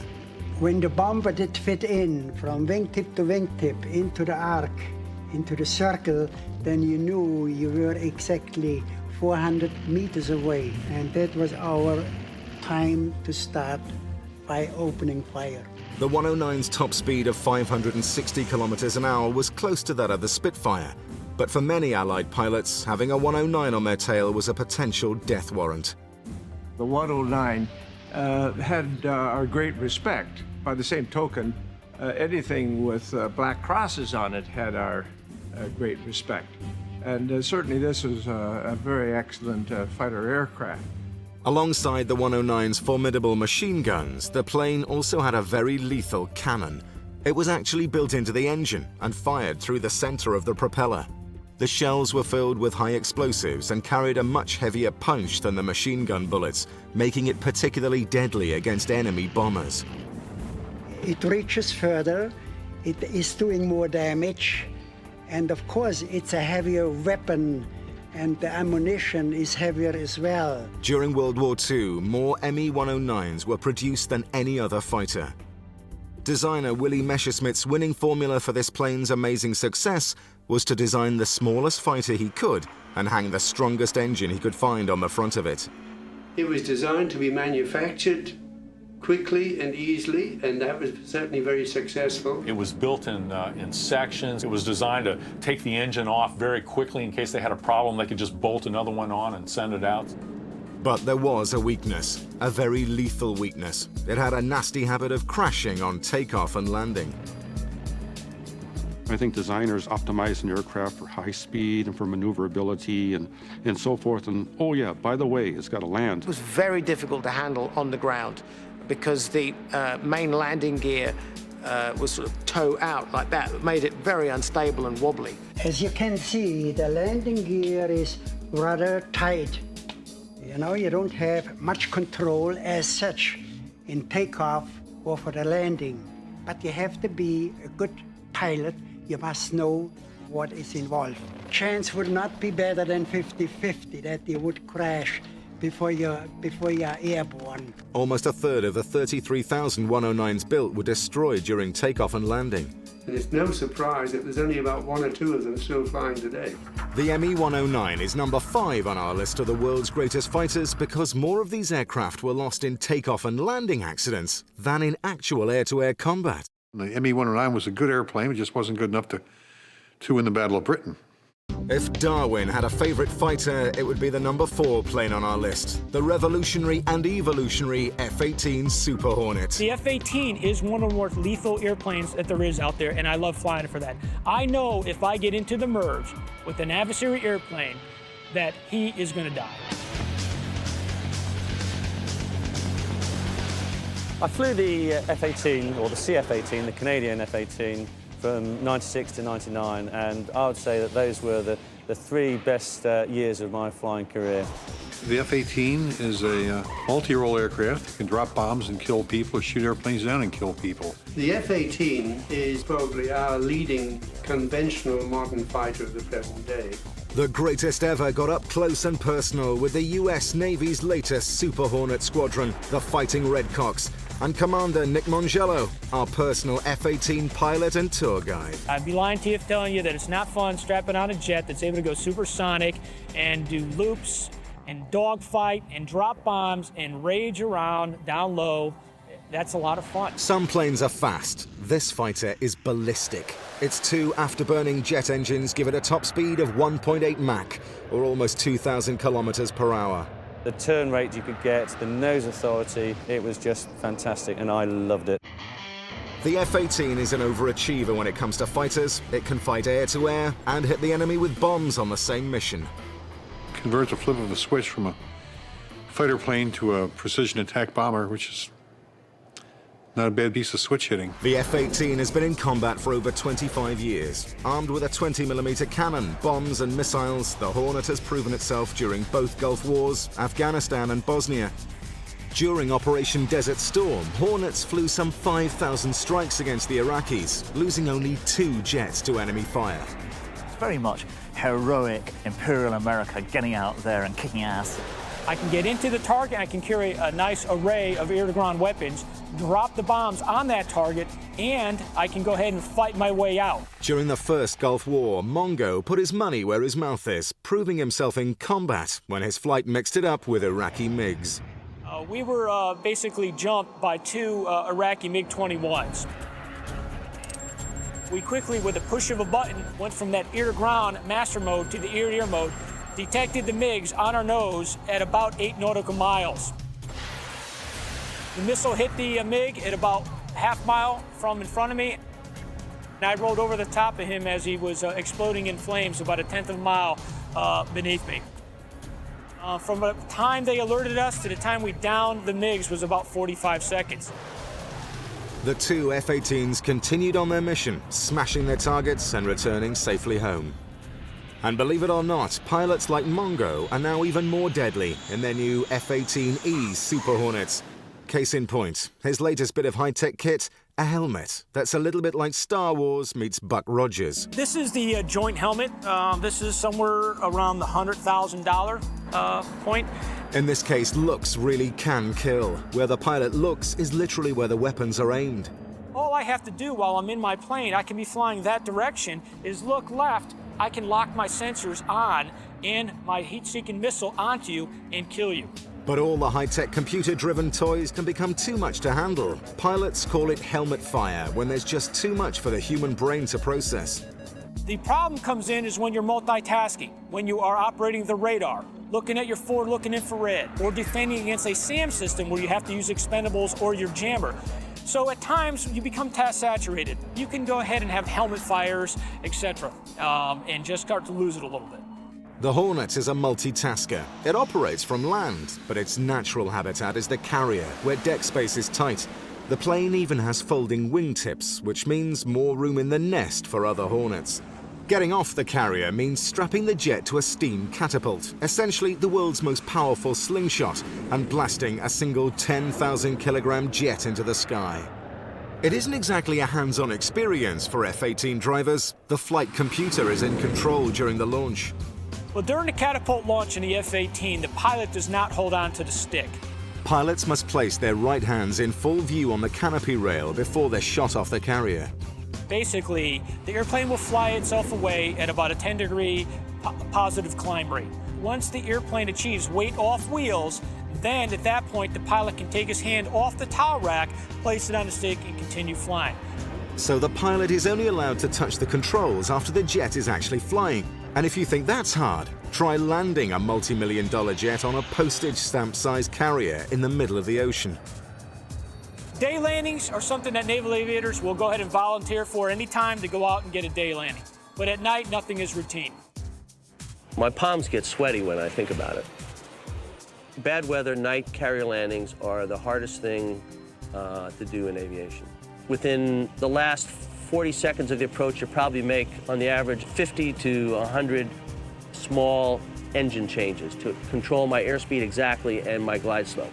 The name of the game is catching a steel cable on the deck of the carrier with the F-18's tail hook to keep the fighter from going over the edge of the ship. When your hook goes across the back end of the ship, you're plus or minus 6 inches in altitude, and you're going 135 knots, or 150, 60 miles an hour. And you are literally with your knees shaking as you go ahead and land. It's pretty intense, very intense. But the very impressive steroid-enhanced, computer-controlled Hornet blows past at number 4 on our list of greatest ever fighters. Why? Because the pilot spends as much time dealing with flight computers and weapon systems as actually flying the jet. Blasting in at number 3 on our list of the world's greatest fighters is the Kalashnikov rifle of Soviet fighters, the MiG-21. MiG-21 is a rocket ship. It has a lot of get up and go. It was the threat that I trained to for many, many years. For Romanian pilots to fly MiG-21 was the top of the, what was the elite, So who could reach that level was a god. I'm still dreaming that I'm flying MiG-21, so yeah, I love that plane. I love that. This Cold War fighter first appeared in the late 1950s. Named after its designer, the Mikoyan 21 is today the most produced jet fighter in the world, with a staggering 10,000 plus MiG-21s serving in some 40 countries.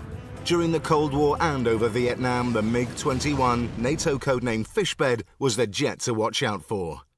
Yeah, I think the MiG-21 was a very, very lethal-looking airplane. It had nice lines on it, had good performance, and handled by the right kind of pilot was a real dangerous adversary. The greatest ever caught up with a dangerous Cold War adversary, Romanian MiG-21 pilot Eugen Maxim, for the inside scoop on this fighter. It was like a bullet. Everything it did very fast, you know. It was very, very smooth. The nicest thing to fly over the clouds, the sky, you know, the clouds, like, and put on a wing, you know, inside, and it was very cool, yeah. But what made this plane so cool for the pilots and so special for its foes? It's got a big engine, big afterburner, and that thing is business. I mean, you're strapping on a rocket and going for a ride. A very fast ride indeed. The MiG-21 is capable of a searing 2.3 Mach, or 2,200 kilometers an hour. This plane really is all engine, and its engine air intake is what gives it that distinctive look. I like that tubular fuselage with a diffuser cone in the front. It's just no-nonsense inlet design. The strange-looking diffuser cone in the engine air inlet actually moves in and out, controlling the flow of air to the engine. It's that big spike in the nose of the MiG-21 that gives away what it's there for. It's there as a sort of supersonic battering ram. Aside from being fast, the MiG-21 was also resilient and typically Russian. No fancy shelters for this fighter. We didn't have hangars for each plane, you know, like in America or like in States or West. No, we kept all the planes outside, you know, like with 2 inches of ice on it, and we took off. The MiG-21 was built tough, meaning no refined finishes for this brutish fighter. By American standards, it was crudely built, and the pieces don't all fit together. The Russians had serious problems with quality control on every Soviet weapon I've ever seen. The MiG-21 was designed to hit the enemy and keep going. Its small wings just weren't made for dogfighting. Great high-speed performance, but in a turning fight, it bleeds its energy very quickly. In other words, it's not able to sustain its airspeed. And if the plane was rolled too quickly in air-to-air combat, there was often trouble. It was too easy to roll it.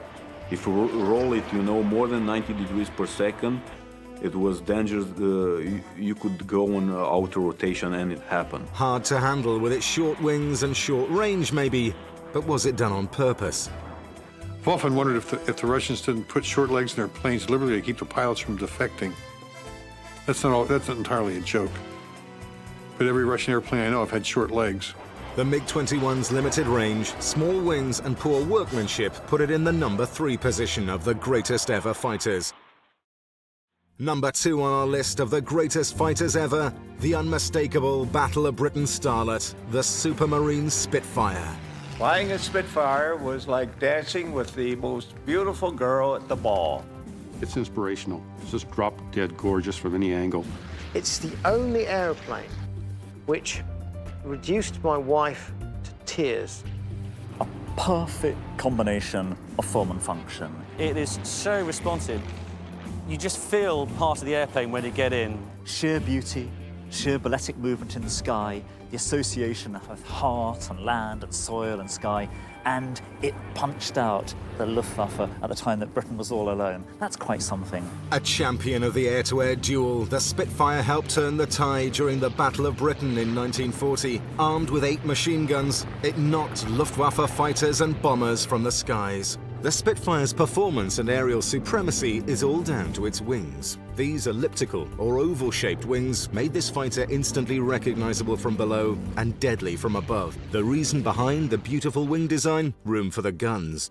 A requirement came up for having more guns in the wings, and that required a bit more room. So the easy way to do that, and also get a highly efficient wing, was to broaden the wing out in the mid-area and make it elliptical. Another benefit was a very efficient wing with increased lift that allowed this fighter to turn on a dime. The Spit's distinctive wing shape also meant the enemy could see it coming. The Spitfire was a beautiful, beautiful aircraft. But of course, the beauty alone doesn't count in the air in a situation of war. It's a matter of he is your enemy and he tries to get you down. Canadian Spitfire pilot Lloyd Berryman was awarded the DFC, the Distinguished Flying Cross, for taking on German fighters. The greatest ever put him back in the pilot's seat. Getting in the cockpit of this Spitfire here today, it just brings home the 62 years since I've been in this position, what a wonderful feeling it is to get inside this aircraft. For many of us, it was like walking in the front door of our home. And we treated this aircraft with great respect, and we expected a lot out of this aircraft, and it performed for us.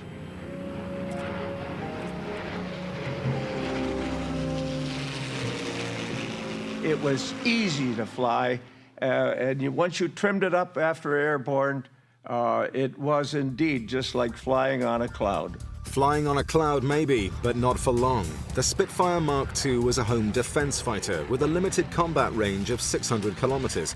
It was supposed to take off, hit the enemy, and land. The obvious disadvantage about the Spitfire, if you could call it that, would be its very short range. They didn't anticipate at that time that this aircraft would be flying the channel and indeed flying over enemy territory.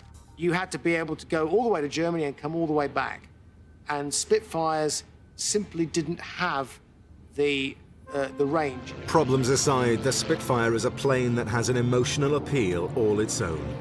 Spitfire is one elegant, sexy-looking airplane, and it was one of the all-time great fighters.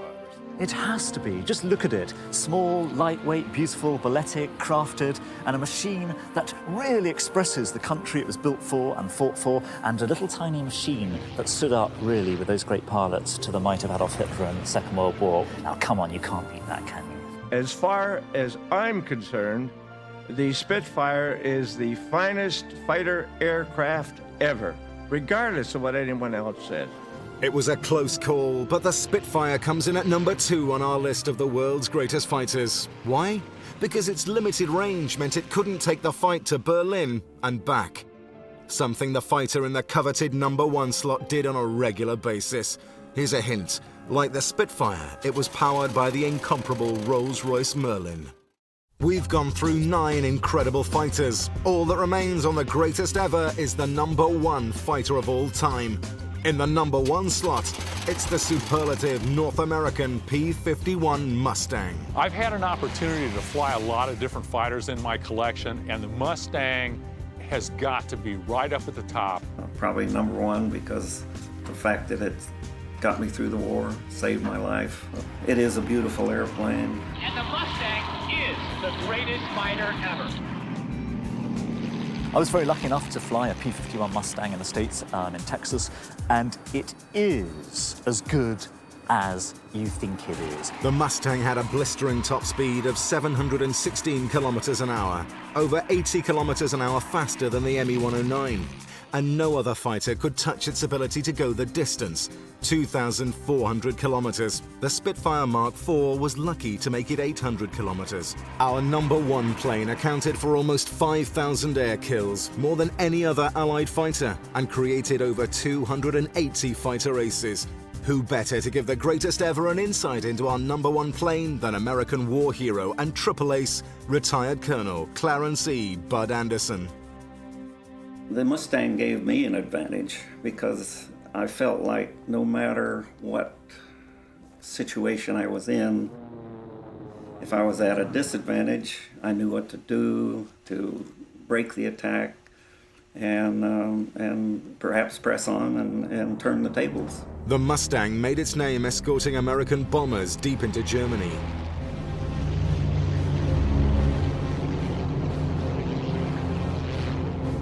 A Mustang could stay with the B-17s. They could go anywhere the B-17s went and bring them home. No other Allied fighter could fly as high or go as far as the mighty Mustang.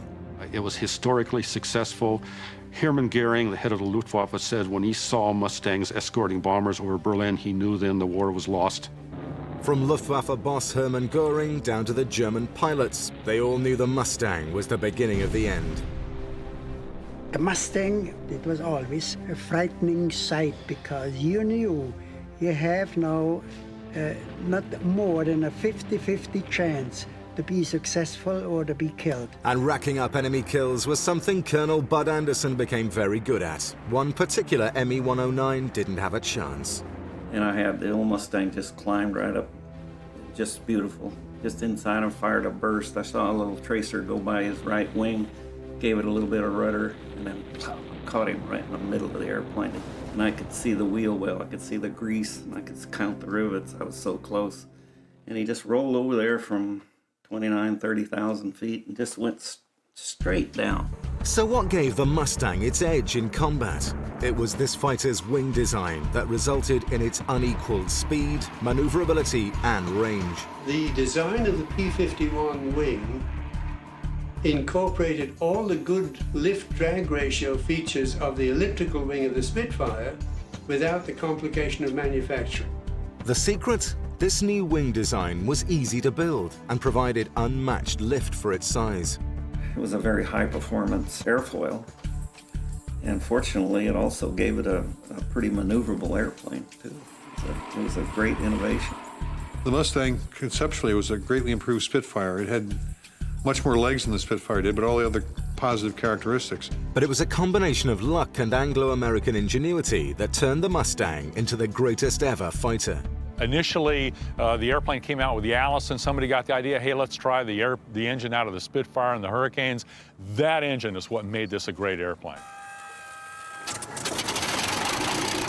Physically, it represented the great alliance between the United States and Great Britain. And that's a wonderful idea that this aircraft really was about joining hands, or joining wings, if you like, across the Atlantic, and then taking those wings out to take out Nazi Germany and Imperial Japan. Terrific.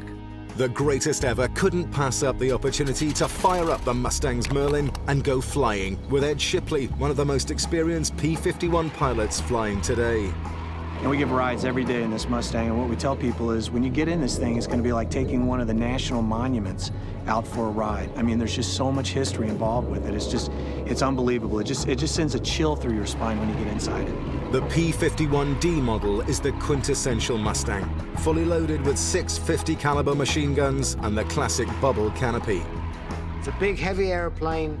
It was maneuverable enough to do the job, and it packed a very heavy punch. And just how reliable was the Mustang? I flew 116 missions. That's about 480 hours and 20 minutes of combat flying, and never had an abort. Never turned around for any reason, mechanical or weather or whatever. The Mustang's incredible success as a World War II fighter is why it remains a coveted plane in the 21st century. The thing about the Mustang is it's the one airplane that fighter pilots even today want to try.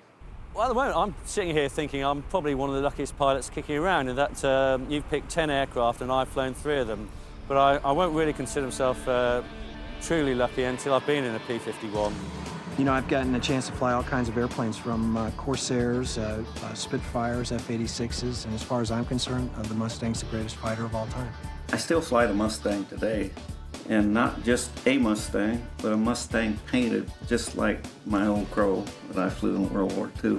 And people ask me, says, you know, Bud, are you having any fun? And I say, you know, you gotta be kidding to ask me a question like that. First flown over 60 years ago, the P-51 Mustang, with its classic lines and boxer's stance, is guaranteed its place in aviation history as the greatest ever fighter. It's a great airplane. Mustang is a great, great airplane.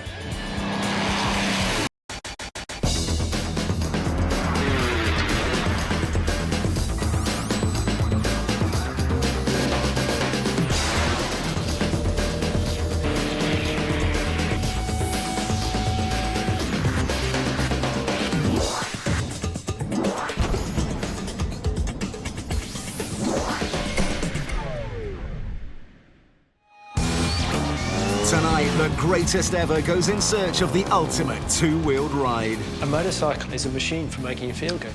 They're the most basic form of transport, but they just happen to be the best fun you can have on the road. To earn the right to be the greatest ever motorcycle, the bikes will be pushed to the limit. We'll ride them hands-free. We're gonna race a jet fighter.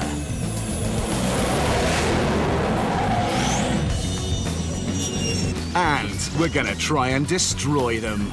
A motorcycle is an extension of one's ego. A motorcycle is an extension of one's penis. A motorcycle is an extension of one's spirit to literally fly.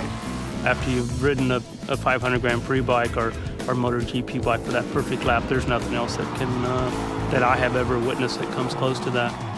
To find the greatest ever motorcycle, we've got the greatest panel of bike experts, like Jay Leno, who'll show us around his personal museum.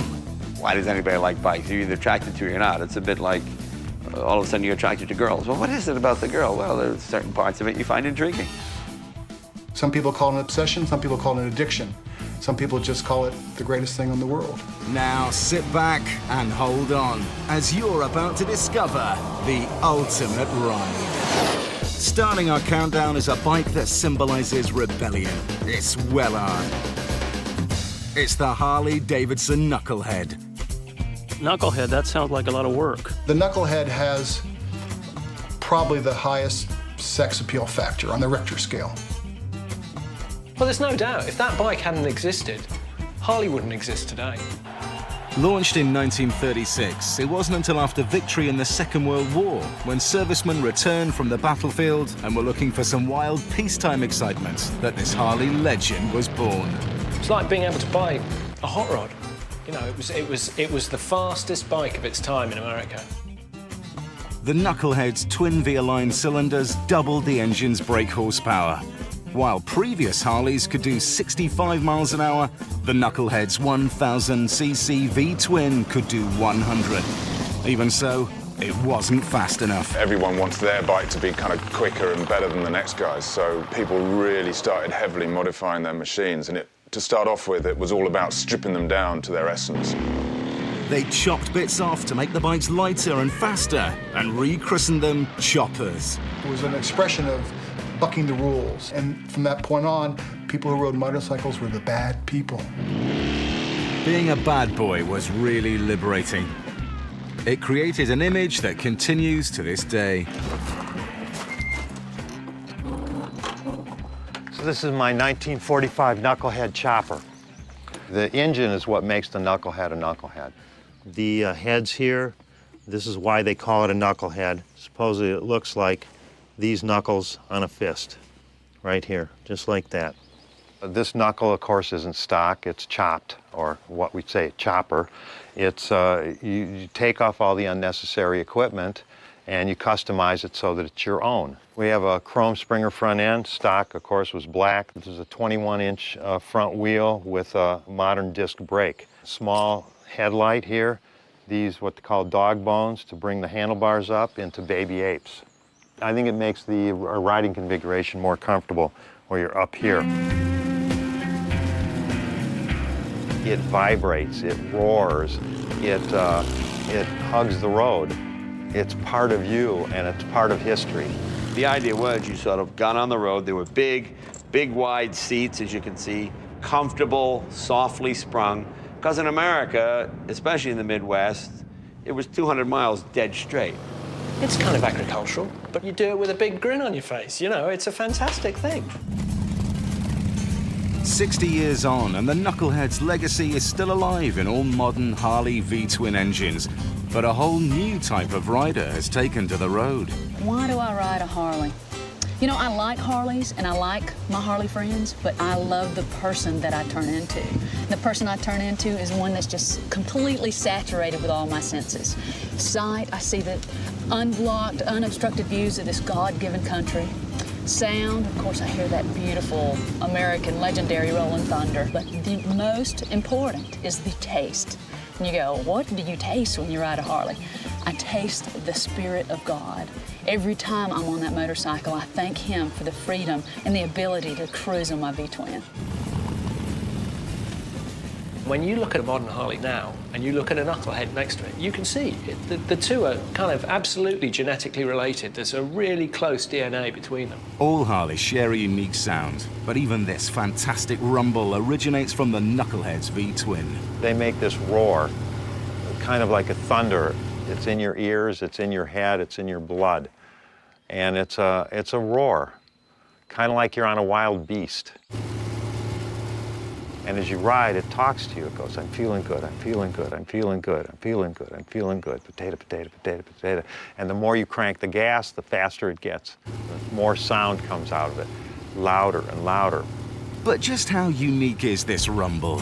Well, the greatest ever is gonna find out. And we're going to test to see if Harley-Davidson really does have that unique rolling thunder. One of these bikes is a Harley, but can Angie recognize it from its sound? Here we go. First up, a Honda Shadow 750cc. I'm positive that is not a Harley. Next, a whopping 1100cc cruiser. That's not a Harley. And last of all, it's our Harley-Davidson. That's my Harley.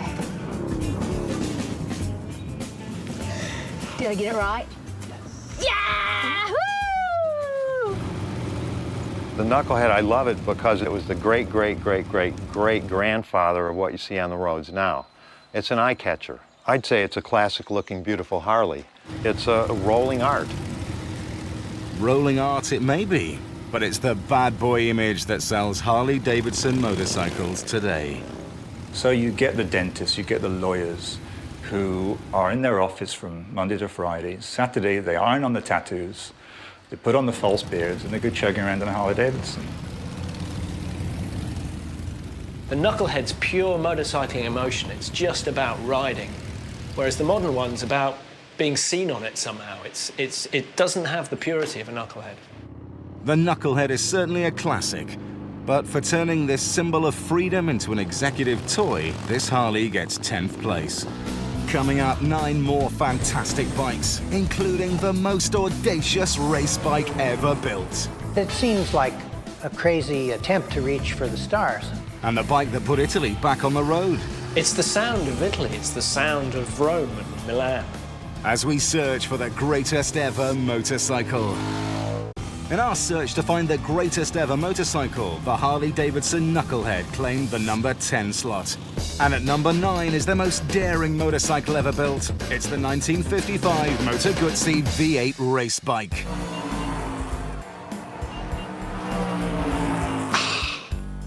Moto Guzzi. The Guzzi is just an incredible machine. You know, it's multi-cylinder technology at a time when no one else was doing it. It seems like a crazy attempt to reach for the stars. It's just a perfect combination of genius and madness. So why is this bike so great? Well, it all comes down to the engine. The V8 was genius, but kind of genius and insanity mixed up in one. It was a huge leap forward. It was like, why carry on doing what we're doing now, producing single-cylinder machines? Let's just leap forward in one fell swoop, 20 years, and let's build a V8. In an engine, the more cylinders you have, the more power you get. But it also increases the size. And a V8 is huge, which is why it was only ever put on cars. I like the most complicated possible way to do the simplest task. That always seems to intrigue me. And the Moto Guzzi V8 is the most complicated way to do the simplest task. To build a V8 small enough to fit on a bike, Moto Guzzi had to quarter the size of all the components. The whole thing weighed just 45 kilograms. The genius of this design is not so much in daring to make an 8-cylinder engine, but in packaging it so tightly that it became usable as a motorcycle engine. The V8 engine was a bit of a jewel. Everything was so small in it compared to other engines of the time. It was a real work of art. And when you look at one of those Guzzi V8s all apart, it's like taking a watch apart, little tiny pieces. Racing is always about going fast, but the 50s were pretty special from that point of view. The Guzzi V8 did almost 190 miles an hour, and it was another 30 years before Grand Prix bikes had got back up to that speed. But technical problems such as engine seizures plagued the Guzzi V8, costs spiraled, and sadly it was scrapped in 1958, just 3 years after its conception. It was ahead of its time. If metal technology had been greater at that time, the V8 probably would have been a world championship winning motorcycle, but it was too much technology for the time, I think. 50 years later, you think they were making a V8 Grand Prix bike back then. It's just fantastic. Of course, it could be said that genius which succeeds is genius, and genius which fails is madness. But that can only be said in retrospect. Although the Guzzi V8 is the most audacious statement in racing, ultimately it was a failure, so it gets 9th place. Our next bike put Italy back on wheels and is today the ultimate fashion accessory. In 8th place, it's the Vespa. The Vespa is just a buzzy little thing. It's a sort of a bike, isn't it? And the Vespa is one of those elements of chemistry where engineering and art kind of flow together in just the right combination. It's the sound of Italy. It's the sound of Rome and Milan. When you ride a Vespa, you're not just riding a cheap, efficient mode of transport. You're riding something which has so much style and history. Even its name is stylish. Vespa is the Italian for wasp and was given to the bike because it looked just like one. The Italians are very good at design, and then their designs are rooted, I think, in sensuality. It's all rounded, the rounded edges. It's not a threatening machine. It's a kind of a warm and cozy, fuzzy machine. The entire thinking behind the Vespa wasn't motorcycle thinking, which is why it's such a success, because it didn't sell to motorcyclists. It sold to people that had to ride a two-wheeler, not wanted to ride a two-wheeler. Italy had been flattened during the Second World War, and so Piaggio, an aircraft manufacturer, came up with the Vespa as an innovative answer to the need for basic transport. The Vespa was a brilliant improvisation using things which Piaggio already had or could easily produce. For example, the wheels of the original prototype were aircraft tail wheels. The simple two-stroke engine was a starting unit for large aircraft engines. And the structure, pressed sheet metal. The Vespa is fascinating because it wasn't designed to be a motorcycle as such. It was designed by an aeronautics engineer who actually hated motorcycles. So all the negative aspects of motorcycles as he perceived them were ironed out of the Vespa. So there was no oily chains, there was no exposed engines. You didn't have to dress up in motorcycle clothing, you could ride it totally normally. It was just really easy to ride. Women could ride it. People rode it to work. It was just a doddle. Decent suspension, it could be ridden over bad roads. Really nice little thing. But it wasn't its magnificent robustness and handling that made it popular. It was because it was cool.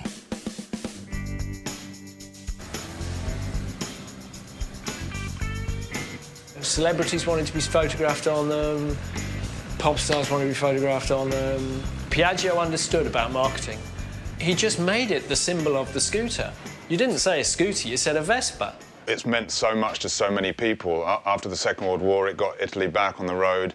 Then it became the choice of the mods in Britain, became a huge cult machine. And now it's back to being what it first was. It's a utilitarian vehicle. I love my Vespa because she gets me around everywhere in London. I've always wanted a Vespa. I always used to see them parked around in scooter bays and things, and I used to always think, God, look how beautiful they look. They're just so streamlined. They've got a beautiful shape. They're just so cute. Look at the back of a Vespa, and it's got a really cute butt. I don't know. I just love it. Scooters are still around. Scooters are still the perfect way of getting around town, and the Vespa was the first. It's just a genius invention. The Vespa is undoubtedly the king of the city runarounds, but with wheels no bigger than dinner plates, this bike is out of its league on the highway, and so for that, it's placed 8th. But number 7 is a machine which outperformed everything. One of the most desirable and exclusive motorcycles of all time. It's the Brough Superior. The Brough Superior stood for speed and luxury in an age when it was pretty difficult to get either out of a motorcycle. In its time, it could achieve levels of performance that were denied to any other machine.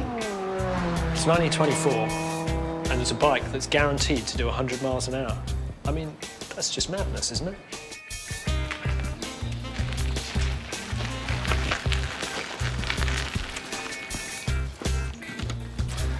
This is my 1934 SS100 Brough Superior. It's the fastest road bike company ever produced. In an age when the average car could only do 42 miles an hour, the SS100's JAP engine could get up to 110. It was the ultimate in performance and luxury. The Bruff Superior is known as the Rolls-Royce of motorcycles, following a road test in, I think, 1923, when the tester likened it to a Rolls-Royce. George Bruff used this in his advertising. Rolls-Royce got a bit miffed at this, so they said, we're coming out to the factory to see. So George had everybody put on white coats and gloves and, just go around. And so when Rolls-Royce came, they were so impressed that, these guys were dressed as gentlemen and, such care. Rolls-Royce were so bowled over by what they saw that from then on, the Bruff Superior had their seal of approval. George Bruff, that made it, was a bit of a showman. He would do anything for publicity, really. I think George was a bit like P.T. Barnum was in America. Like you say, you break a record, then you make sure everybody knows that you've broken that record. And even people not interested will now know. But that's what makes them fun. There's such a mystique about them. There's all these sort of sexy stories. And of course, Lawrence of Arabia had 7 of them. And he would write letters to the factory, and George would publish those letters. And he would talk about the speed, and he raced the biplane. And, and if you're a schoolboy at the time, well, this was just, legend. For anyone wanting the thrill of speed, the SS100 couldn't be beaten. But traveling at 100 miles an hour was a precarious feat. Problem of early motorcycles in the 1920s was called speedman's wobble. A speedman was a motorcyclist who liked to go fast. The wobble was caused by the front wheel becoming unstable, but Bruff had an ingenious answer for this. The machine has castle forks, which are of the leading link design, which means that the wheel spindle is carried ahead of the main fork member. This means that it's a very stable design. If you hit a bump, then you're less likely to get into a speed wobble. The Bruff, because of its castle fork and its stout chassis construction, was stiff enough to reach high speeds without developing speedman's wobble. In 1925, George Bruff demonstrated the stability of his new SS100 model by having his road tester ride the machine at about 90 miles an hour and then remove his hands from the handlebars. This feat hasn't been repeated in 80 years, so the greatest ever is going to attempt to do it again and ride a Bruff Superior hands-free at 90 miles an hour. This is the big one. There we are, accelerating now. Up to 75, up to 80, into top. We're reaching 90 miles an hour. We're at 90 miles an hour now, and the hands are off. Bit of a crosswind, but it's pretty stable. 95 we're doing now, hands off, absolutely no problem whatsoever. George Bruff may have been a bit of a bullshitter, but he certainly wasn't bullshitting about the stability of the SS100. Absolutely no problems. What a machine. It was not hype, it was true. The motorcycle did stand up to all the advertising. It was an exceptional motorcycle that did exceptional things all well. The Bruff Superior was this astonishing quality product. It was really expensive, but it was beautifully made, and it was incredibly fast. You kind of got what you paid for with the Bruff Superior. In its day, the SS100 cost £170, when most people earn just £3 a week, and so was only ever ridden by an exclusive few. For that reason alone, it gets 7th place. And at number 6 is a truly unique race bike. It's fast, furious, and built by one man. It's John Britton's V1000.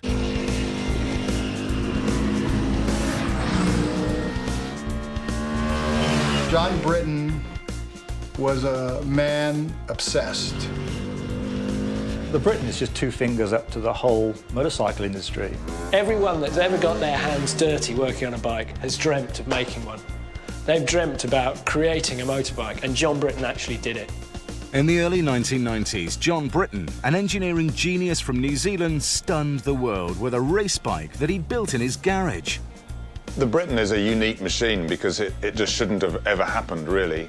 In the 1990s, it should not really have been possible for one man to take on whole factories and defeat them. The V1000 won repeatedly through its racing career. It did this not with the fastest engine, but because it was the best designed bike on the track. There's a lot of room left in motorcycle development. It's not even begun to stop. And I think that he was one of the guys that saw something different and was actually able to transfer that to a living beast. Remarkably, Britain built the V1000 from scratch and constructed every piece of it himself. John Britton looked at the whole bike from top to bottom. He didn't just take one element. He really looked at the whole thing and said, how can we do this differently? Is there a better way of doing it? To make the bike faster, he had to make it lighter. But the problem is this can make the bike weaker. Britton had a simple solution. He threw away everything that wasn't necessary. And if he could make one component do two jobs, he did. So the engine unit has got the back suspension bolted onto the back of it and the front suspension bolted onto the front of it. And effectively, the frame doesn't exist. There is no frame. But Britain's most innovative idea was to use carbon fiber to build most of the bike's components, just as strong as conventional materials, but less than half the weight. So you're always looking to make a motorcycle better. You're always trying to anticipate what it wants so you can go faster. So you're always looking for the last split of a second. The V1000 weighed just 145 kilograms. That's 25% less than its nearest rival. But to make the bike even faster, Britain redesigned its suspension. The dominant form of motorcycle suspension to this day is the telescopic fork. However, telescopic fork involves sliding friction. It's not a smooth motion, it's a jerky motion. John decided to substitute for the telescopic fork this girder-type fork, which uses rotary motion rather than sliding motion. The circular motion of the girder fork is much smoother and meant the V1000 could corner faster. The results were startling. Ferociously fast and extremely well handling. It just left everybody else in the dust. The V1000 raced against the greatest bikes in the world and beat them. It's the most successful independent racing bike on the planet. He made a bike that was clever, beautiful, and really fast. It may not be the best motorcycle on the racetrack, but it's his interpretation of what the best motorcycle should be. It kicked ass. It's the greatest motorcycle because it kicked the ass of the big guys. It's such a romantic story. That's what I love about it. It's just this idea that one man can make a motorbike and it can win.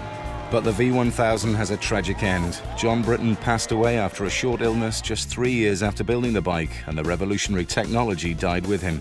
It's our 6th greatest ever motorcycle. We're halfway through our countdown, and so far we've had bikes that epitomize luxury and speed. So far in our top 10 greatest ever motorcycles, we've had romance, sex, and speed. With another 5 bikes to go before we find out which is the ultimate ride, what could top that?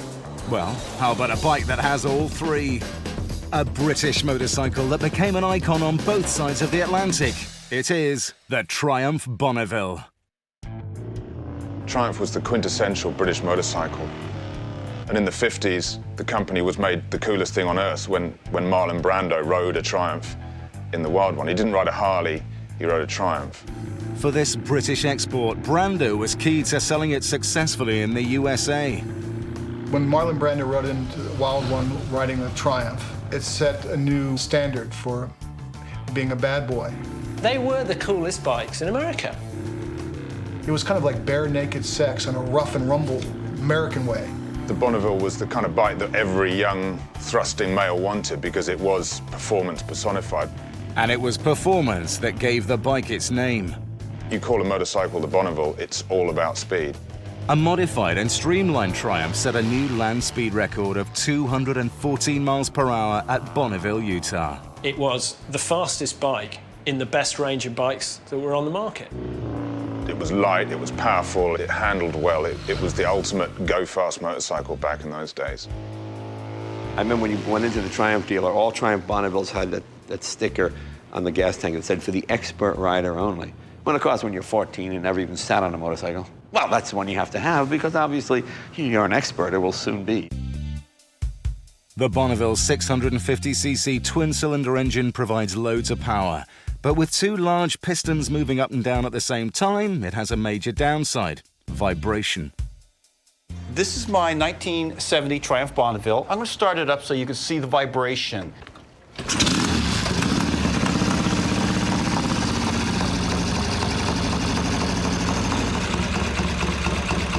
What you can see here is the front wheel is dancing.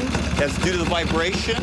Also, look at the instruments. They're all wiggling, and as is everything on the whole motorcycle is vibrating. And it gives you the feeling of power. You know that there's real horsepower there as you're accelerating, and the vibration, of course, continues as you accelerate. They did vibrate, and women seem to enjoy them a bit more. So, oh, we have a Triumph. Yes, I'll ride on the back of that. Sure, sure. As much as power was at the heart of the Bonneville, it was its sheer beauty that sold it. It was a motorcycle that created desire. You desired one. It's sexy, it's cool, it's fast, it's just the perfect balance of what a motorbike should be. This bike, as you see it, I think was about as perfect as it got. In styling, in looks, in paint. There's nothing on the bike that doesn't have to be there, with the exception of the, used to call this the castrator, this lovely luggage tray here. When you'd have the accident, a certain part of you would hook onto this, and then you're back to riding Vespas after that. The Bonneville defined high performance on two wheels for 10 years, but without any investment. In 1969, Honda stole its crown, and Triumph was forced into bankruptcy, so it only gets 5th place. The bike at number 4 takes riding to the max. Probably the most controversial motorcycle on the list. It's the exceptional Y2K.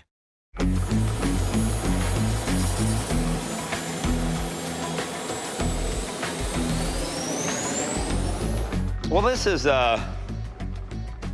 really a stupid motorcycle. The Y2K motorcycle raises the question, why? The Y2K's got as much relevance to motorcycling as a fish. To me, the Y2K isn't about motorcycling. It's an exercise in technological masturbation. Steady, guys. This bike has a specification that makes grown men weep. This is the Y2K Turbine Superbike. It's powered by a Rolls-Royce gas turbine engine, producing over 320 horsepower.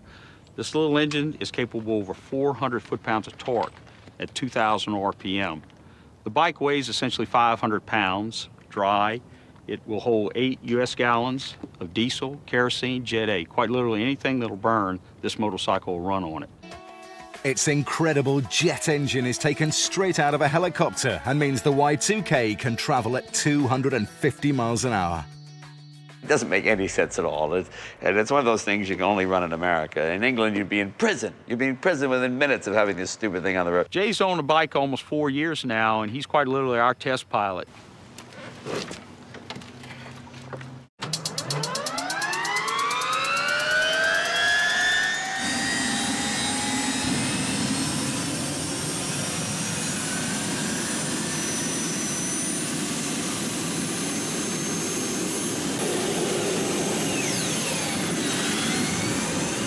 When we talk about distinctive sounds that motorcycles make, you know, you can hear a Harley Davidson, you can tell a Ducati that's coming.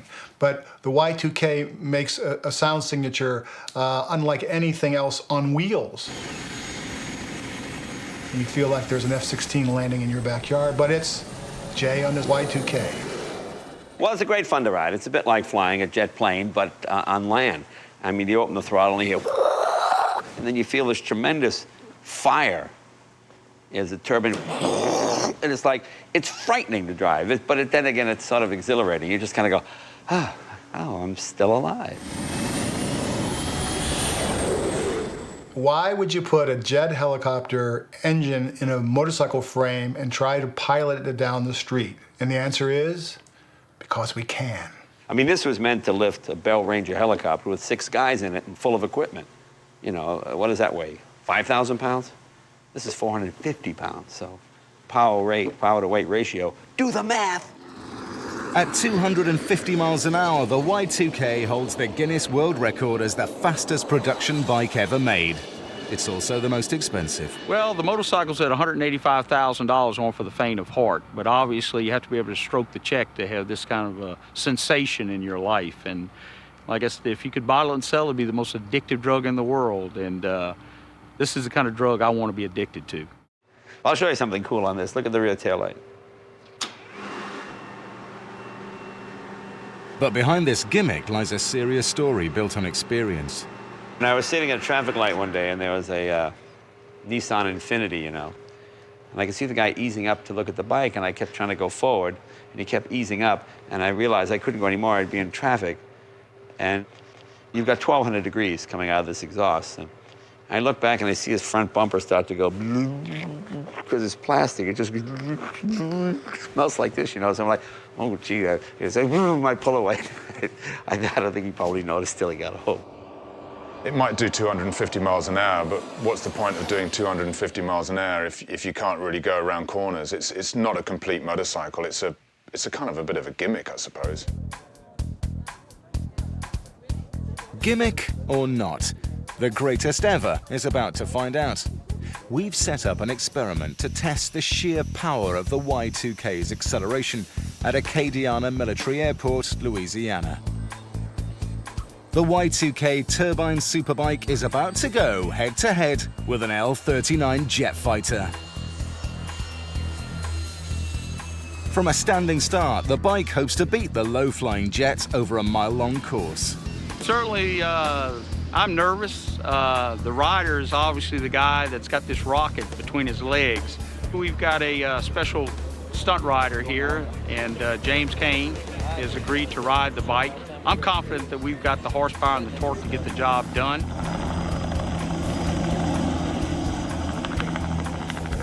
As the plane makes its final descent, Ted gives the stunt rider some last-minute instructions.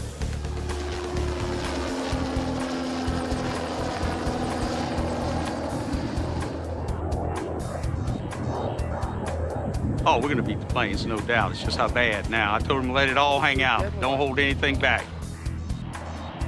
The jet is flying at 170 miles an hour. The bike will go when the plane is just 50 meters behind it.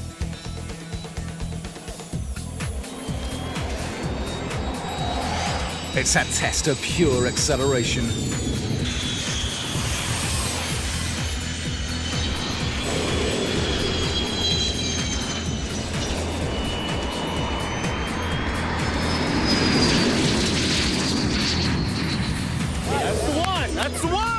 It looks like it's a close finish, so Ted has to wait for the official result. The back one. No way! All right! Thanks, guys. The Y2K accelerated to an incredible 217 miles per hour in 14 seconds and beat the jet by just 2 bike lengths.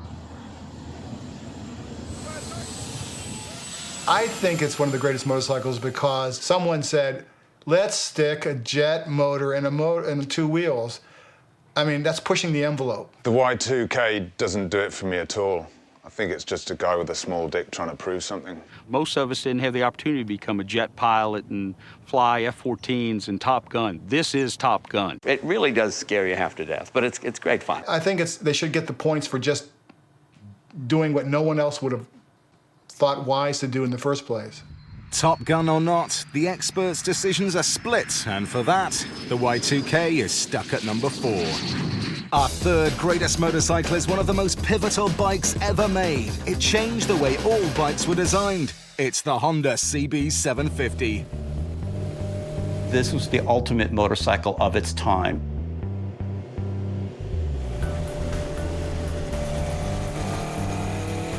The CB750 was the world's first ever superbike. It came out in 1969 and just blew everything else away. It's one small step for man, one giant leap for mankind. 1969 was the year of the first moon landing, and the Honda CB750 came out in the same year, which was fairly fitting, really, because it was light years ahead of the competition. The competition were the British bikes, especially the Bonneville, but they now looked antiquated in comparison to the space-age CB750. Beautiful view. Isn't that something? When I was 21, I had walked into a local dealership. The dealer was kind enough to let me test ride a 750 Honda. I took it out through the streets of Hollywood, running along at about 100 miles an hour, not that I condone speeding, and came back to the dealer, and first thing I asked is, how do I buy one? Who do I have to kill to get this bike? Here was a bike that could do 0 to 60 in 7.5 seconds and had such high-quality engineering it could run for over 100,000 miles trouble-free. It was the first time a bike had been so durable and reliable. It was a production motorcycle that outperformed virtually everything that was before it, and it changed the way motorcycling in general is designed. This state-of-the-art engineering included the first ever disc brakes on a production bike. These are extremely reliable and meant the CB750 could stop much faster than its British rivals. On top of this was the revolutionary inline 4-cylinder engine. 4 cylinders were like Ferraris. They were extremely expensive motorcycles, limited production, parts were not available. Then suddenly Honda comes along with this, and a disc brake. I mean, disc brakes were for airplanes. Even most American cars did not have disc brakes at the time. This is my 1970 750 Honda. I've had it for many, many years now. I'm going to start it up for you. I want you to take a listen to this. Close your eyes and pretend this is a Ferrari.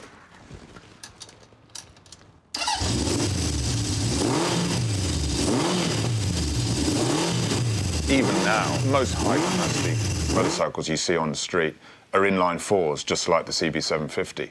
That's like 35 years on. The inline 4, with its 2 pairs of counterbalance pistons, took the real glory.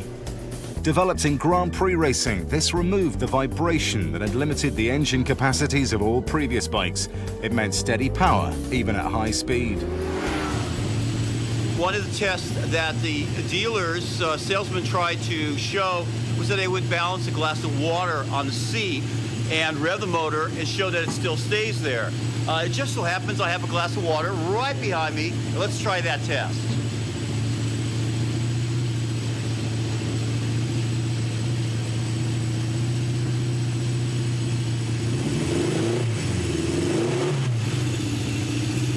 Pretty amazing. Certainly couldn't do that on any bike made prior to '69 or any other model. I'm impressed. I didn't realize it was that smooth. I guess it does work. The CB750 certainly made it that you didn't have to suffer to go fast. Until then, if you wanted to go fast, you had to put up with vibration, you had to put up with unreliability, you had to put up with oil leaks, you had to put up with bikes that perhaps didn't stop very well, fell apart around you. It just made it really easy. Sadly, this outstanding performance and reliability does come with one major disadvantage. This is going to sound odd, but riding the CB750 is actually a little boring because it's too smooth and it does everything a little too well.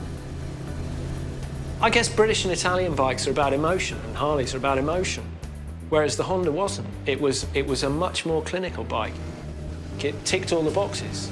It performed and it stopped and it went around corners and it looked good, but it's just a bit boring. The CB750's groundbreaking performance and reliability ultimately made it a dull ride, and for that, it gets 3rd place.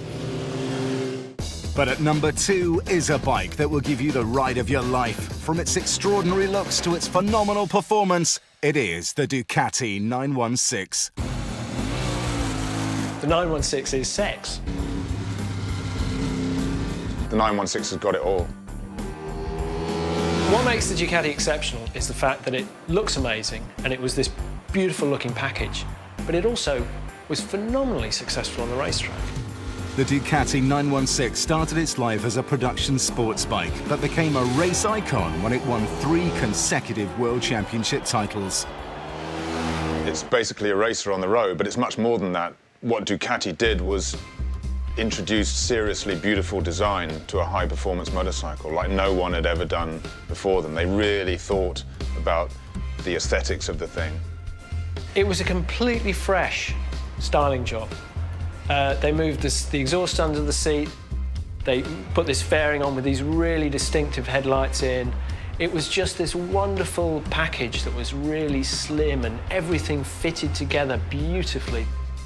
In making it dense, small, and simple, they achieved a kind of beauty that can't be achieved in any other way. It's evolutionary. But it was the engine that made it a world champion motorcycle.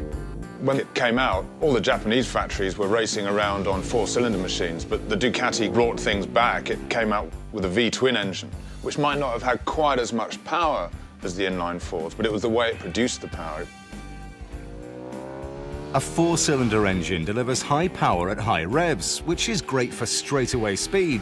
But anyone who's been to a racetrack know that races are won accelerating out of corners. And this is where Ducati's V-twin excelled. How to make it accelerate when you're on the side of the motorcycle is something that's very, very difficult to do. When the motorcycle is leaned over in a turn, its two little footprints of its rather small tires don't have a lot of grip. In order to begin accelerating early in the turn, the engine has to develop smooth and very controllable power right from the beginning. It can't come in with a sudden rush because it will simply break loose the tire. The machine will either slide out or actually fall over. If you don't have that power pulse, you're not going to be able to do all them things you want to do. So you're going to wait, 5 meters in each corner, which means you're going to get 15th instead of first.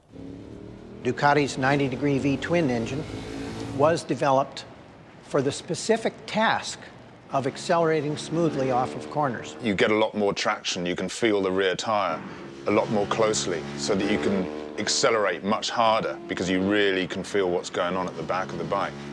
Ducati's ability to deliver power in that way won world championships. A big wheelie imminent to take the checker flag. It is Carl Fogarty then. He's the man in charge of the World Superbikes 1995.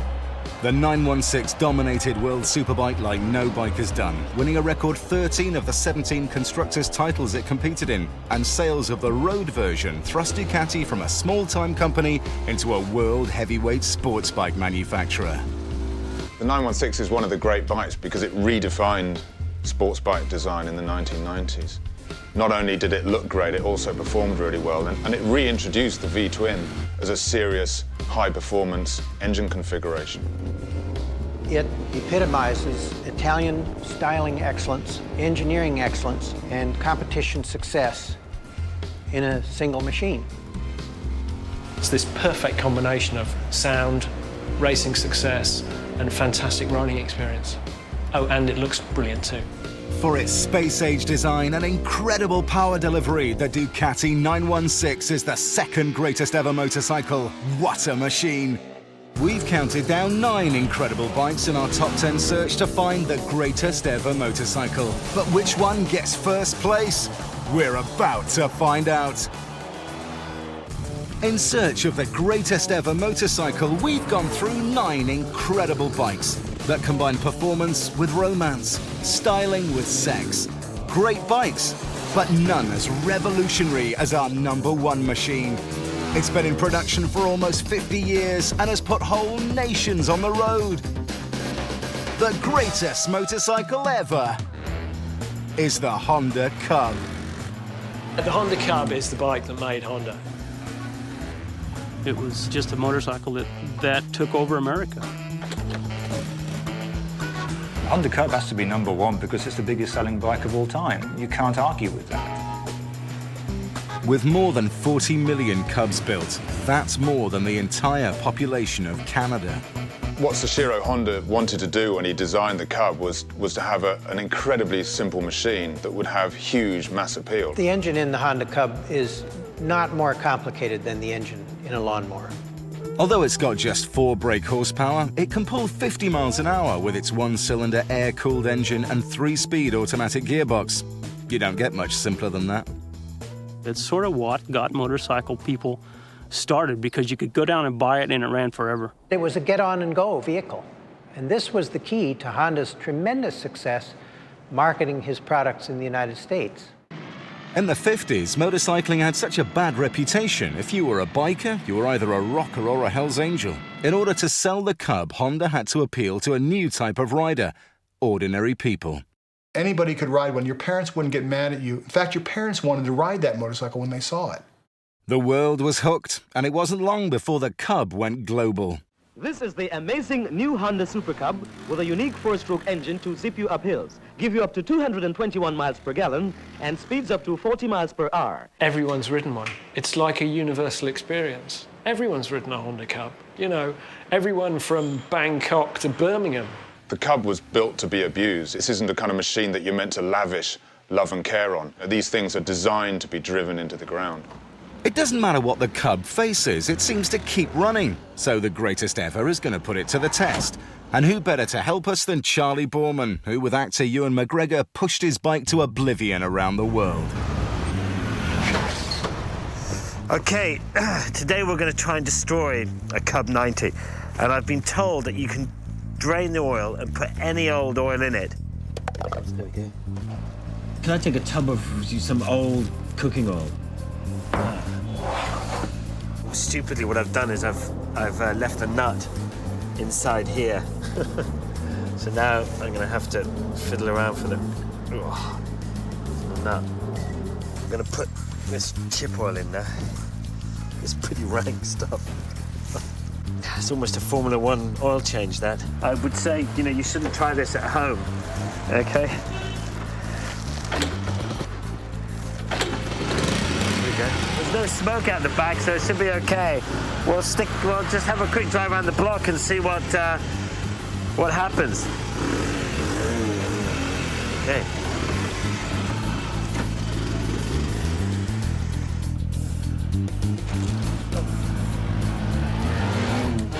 The chip oil seems to be fine. We've been driving around a little bit on it, and you can still bounce off corners. I could almost say that it was running better on this oil. So the Cub handles just as well on chip fat as engine oil. On to stage 2. Hiya, can I take 80 pizzas, please?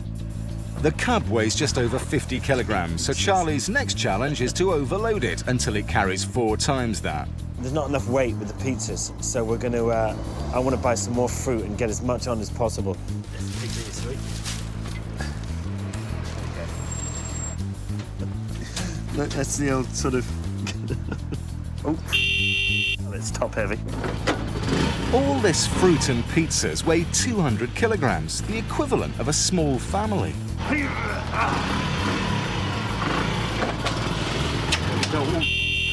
Whoa.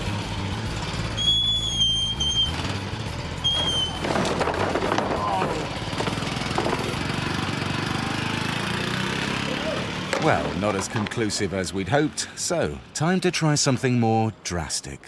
You can shoot one and it'll keep on running. You can crash them, the handlebars will bend and all that kind of stuff, the bodywork will bend, but it'll still keep running. They were bulletproof. I mean, as far as the motors and stuff went, they were pretty good. Well, we've tried taking the oil out and filling it up with this horrible greasy fat from that pizza place. We've tried loading it up so that it can barely move with too much weight, and it still goes. So now we're going to chuck it off a building and see if it goes after that. The bike is going to fall 22 meters to the ground. Surely that should kill it. Here we go!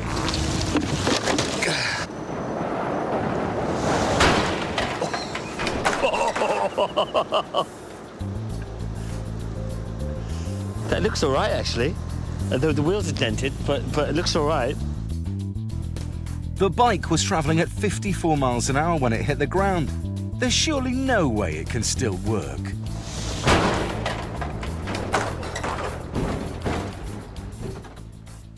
See if we can get it moving. Oh, I think it's buggered, really. Anyway, we'll see. Let's get it started, see if we can start it. And we'll see what happens there. Okay.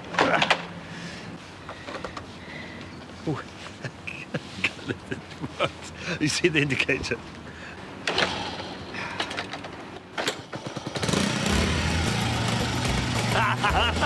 It's working. Let's get it in gear.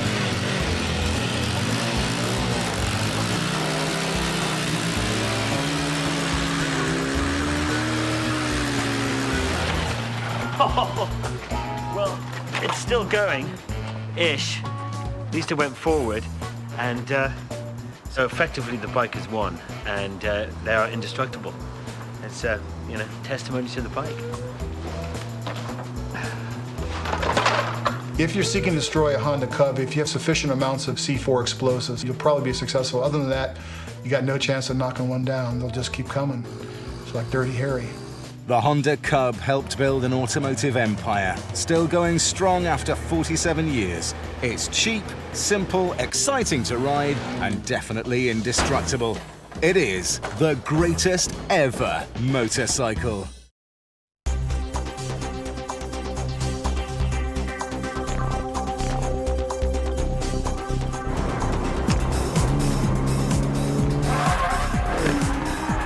They are the ultimate toys for grown-up boys. It's purpose designed just to have fun.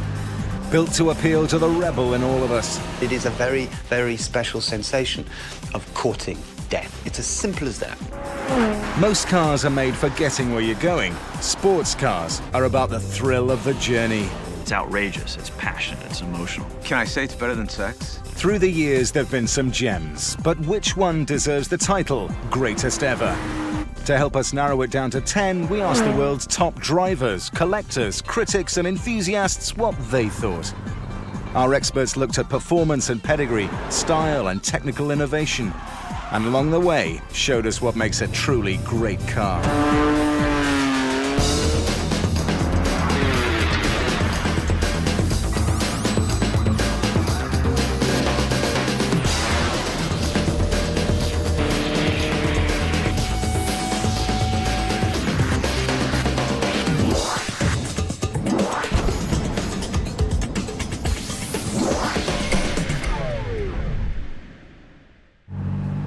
Britain's favourite aristocrat will put the James Bond car through its paces.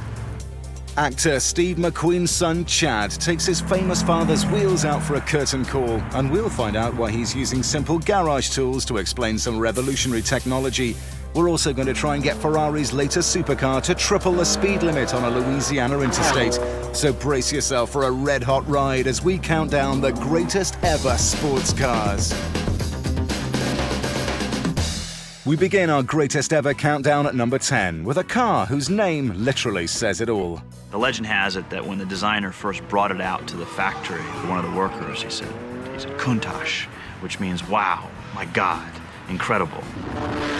The Lamborghini Countach was an outrageously, deliberately provocative, sexy car. You looked at it and went, wow. I mean, it was quite jaw-dropping. A Countach is, you know, every teenage boy's wet dream of a sports car. The Countach qualifies for our list because it broke new ground for sports cars. It looked like nothing else that had ever come before it. It was a very dramatic car. I mean, it's angular, and it was all sort of carved out of a piece of rock and then put on the road and lowered down, and it was supposed to stop you short and say, that's different, which it was. The reason it looked the way it did was the Formula One technology that made its way into the car. Pirelli designed the tires for the car that were extremely wide. I mean, they're one of the largest tires that were ever put on a production car. In fact, that's the secret to this car. Because the tires were almost double the normal size, the body had to be built around them, helping to give the Countach its outrageous shape. The space-age doors were real head-turners, but they're more about styling than engineering. The car's chassis was extremely rigid, and that meant the body didn't bend or flex much in the corners. With no need to compensate for a flexing body, the suspension could be set up very tightly, just like a race car, keeping the Countach level through turns at high speed. It's designed for ultimate performance in mind. Only 3 were produced each week, which meant the waiting list to get one was a year.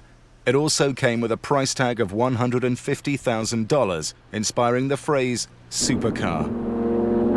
Supercars is a name given to a car that goes above a certain speed, i.e. sort of somewhere between here and Mars, and will go faster than anyone needs to go. So we're talking 150 plus, certainly in the mid-70s. But the Countach was more than just the fastest sports car of its day. Just like Farrah Fawcett, it was also a pin-up. one that ended up in teenage boys' bedrooms all over the world. Including mine. I just dreamed of having one. Eventually, after a 2-year search, I found one in Alberta, Canada. I found out, fortuitously, that this particular car was the actual car that was in the poster that I had as a kid. It was from that period in the 70s where the big hairstyles were in, the padded shoulders, girls looking sort of big and brazen in Hollywood, and the car looks a bit like that. It's Italian, it's kind of, but it's busty, sexy, glamorous. To drive, I would have to say it was thrilling but not relaxing. It was not a great long-distance car. The noise levels was very intense. There's one of those cars that you could say one of the best moments of your life is the first hour you drive a Countach, but the second hour is one of the worst experiences of your life. Because you've got no rear vision, you can't see what you're doing most of the time.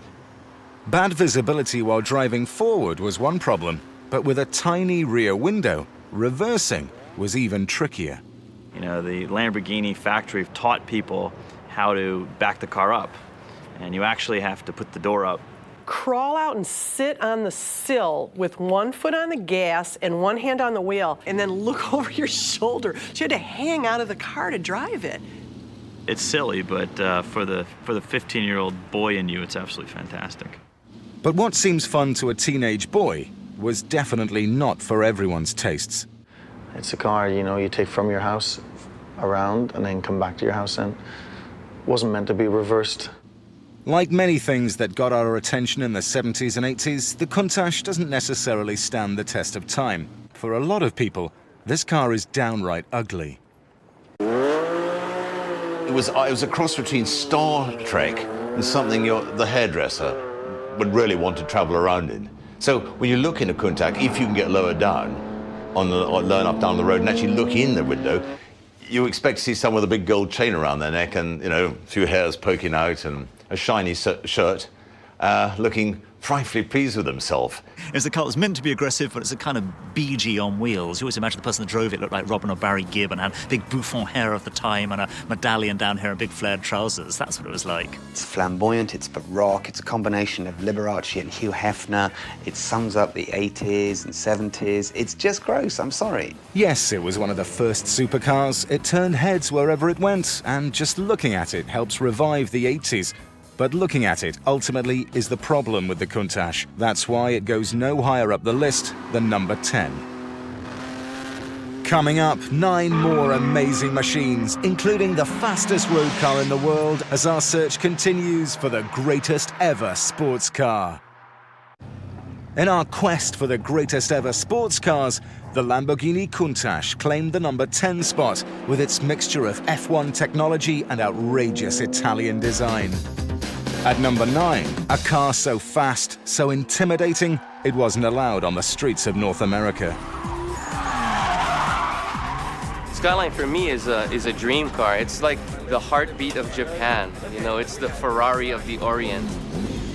The youth market today can look at it and go, that's my dream car. It's been described as a PlayStation on wheels. Normal cars tell their drivers about oil temperature and battery power.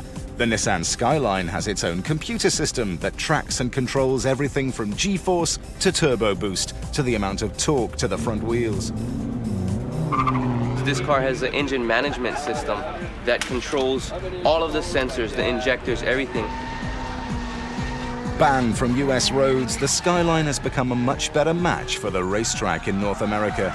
The few that are imported usually end up in competitions like this one. It's called drifting. Drifting is basically all about car control. It's sliding the car sideways on a marked course. The Skyline is a good drift car because of its ability to channel enormous power to the rear wheels. The true secret behind the success and popularity of this car is that it can be hacked into or tuned. You can change it according to the RPM. First, the car's computer system is hooked up to a laptop. Next, the factory-installed power and emissions controls are removed. In a way, you could consider it hacking. Without any governors, tuners can then boost horsepower and speed through a simple entry in their computer. In theory, you could do it to your own car. The difference with a Skyline is that the engine has so much capacity it can tolerate increased horsepower without blowing up. You could get 1,000 horsepower out of these engines without blowing them up. So it became the benchmark of all tuner cars. It looks very discreet. It's rather like a Japanese 9-to-5 businessman going home on the metro in Tokyo. It's that sort of discreet, and yet it punches this real pow. You know, it's a very powerful, very fast car.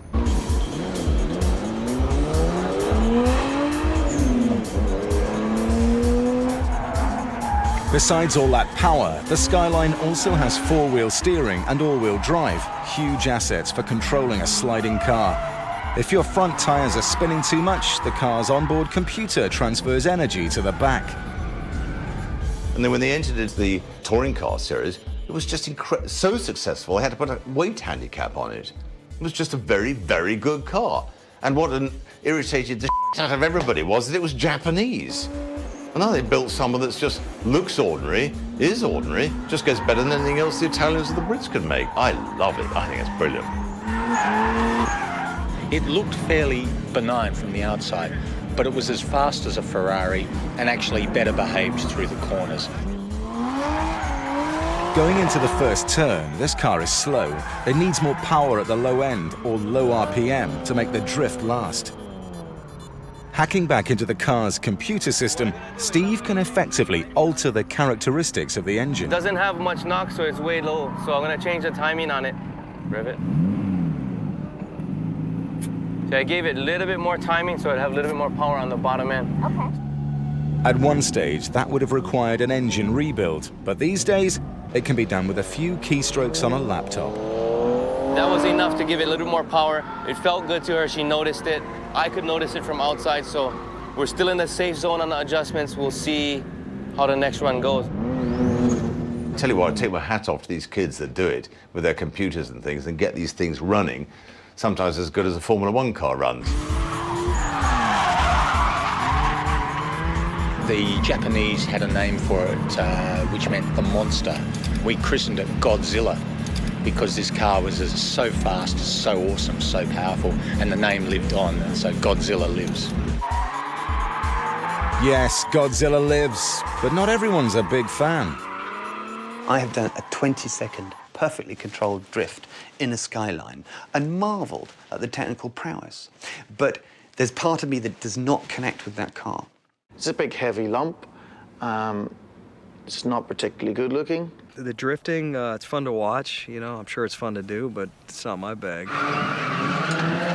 That was awesome. I was like, whoa! I'm like, okay, last run. I'm gonna see. And then I got around a little and it felt so good. And then right when, you know, it started feeling real good, then of course you're like, your mind says, more power! And you put more in too much, but it was good. This Nissan earned the nickname Godzilla for its power, and its use of ultra-high technology is revolutionary for sports cars, but it filled a niche that appealed only to the true techno-head. Because of that, the Skyline will have to settle for number 9 in our list of greatest ever sports cars.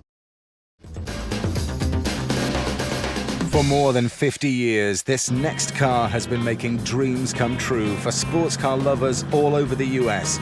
In automotive terms, the Corvette Stingray is the original American Idol. I still remember pulling the car magazine out of its sleeve and looking at it and saying, holy wow.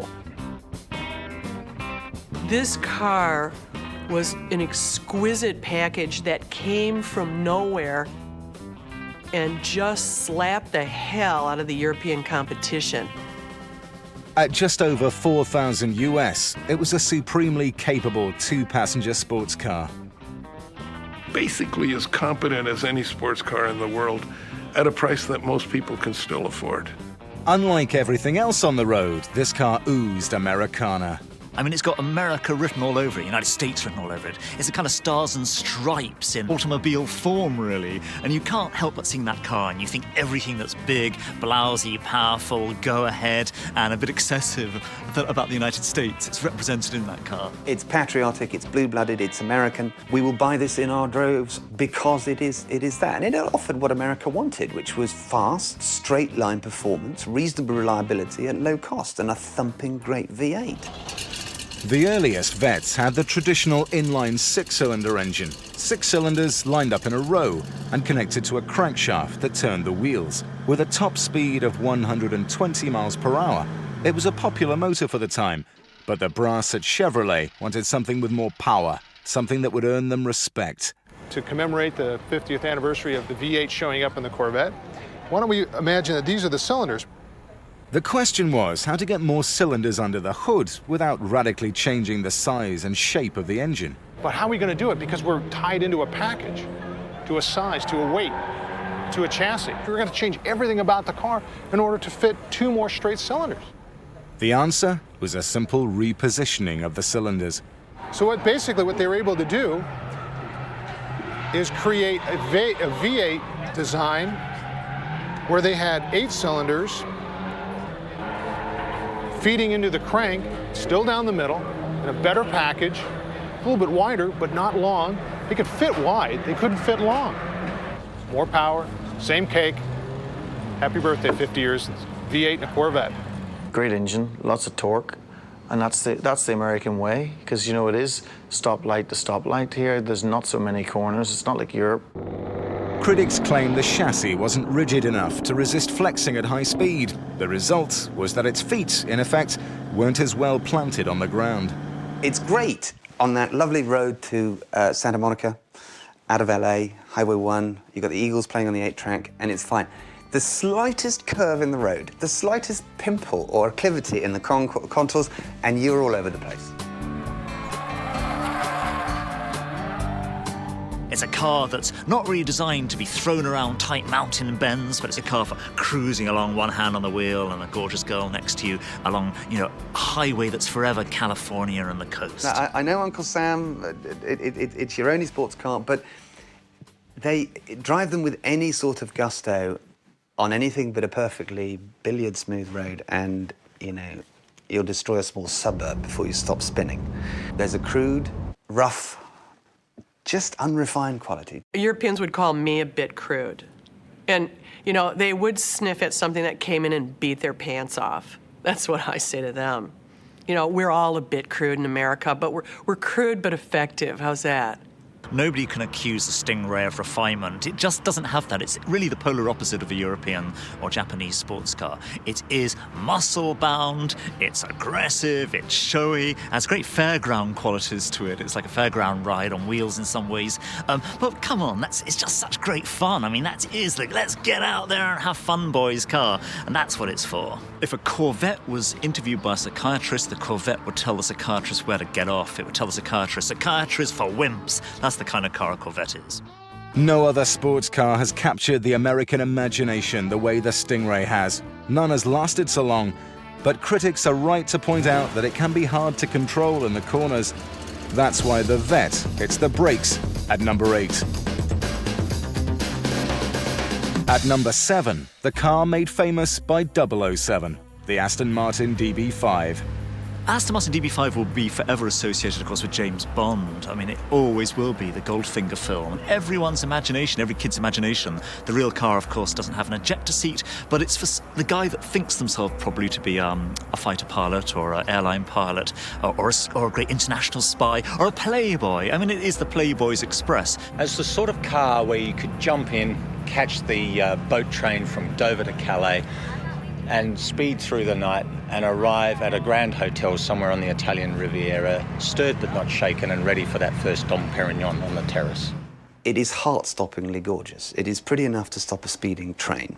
It has a fantastic 6-cylinder twin overhead cam engine. It would, in 1961, 62, do 150 miles an hour, which made it great. But much more than that, it had this wonderful, tweedy, British elegance.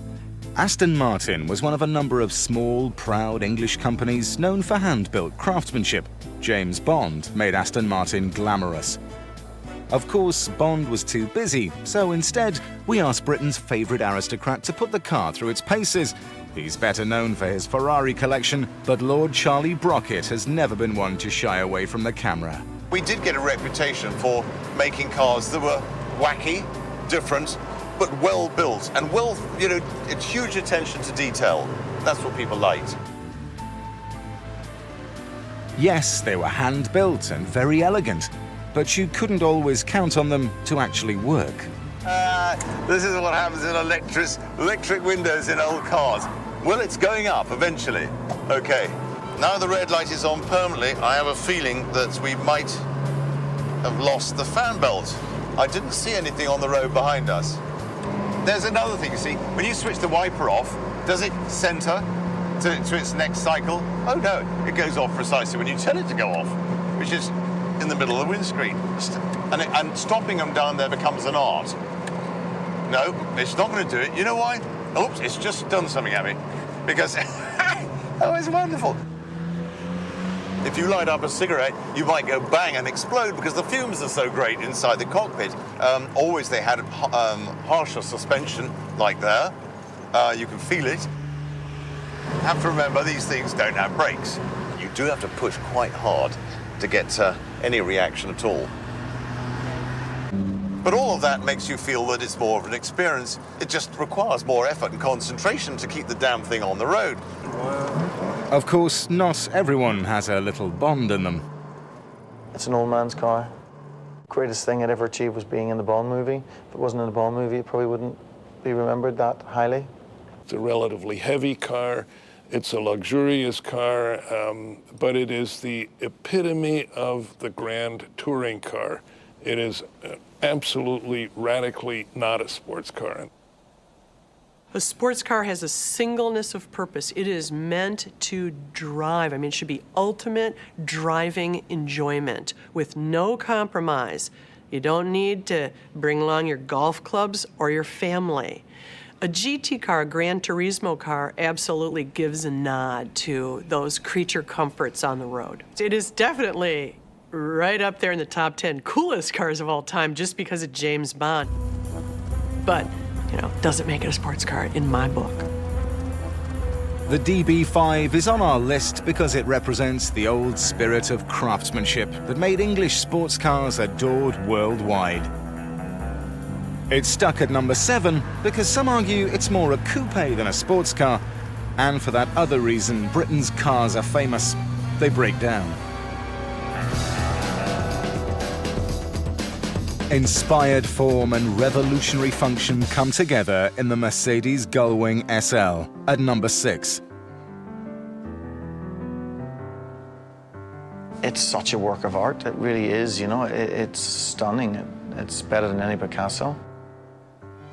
The lines of the Gullwing are pretty much perfect. The thing the car has, it's a wonderfully taut shape and yet has rather voluptuous curves, but they're not the voluptuous curves that like the Chevy Corvette, which are a bit over the top and brazen and showy. These are curves kept in check, and you know that the car's been designed to be super aerodynamic, and yet it's hugely glamorous at the same time.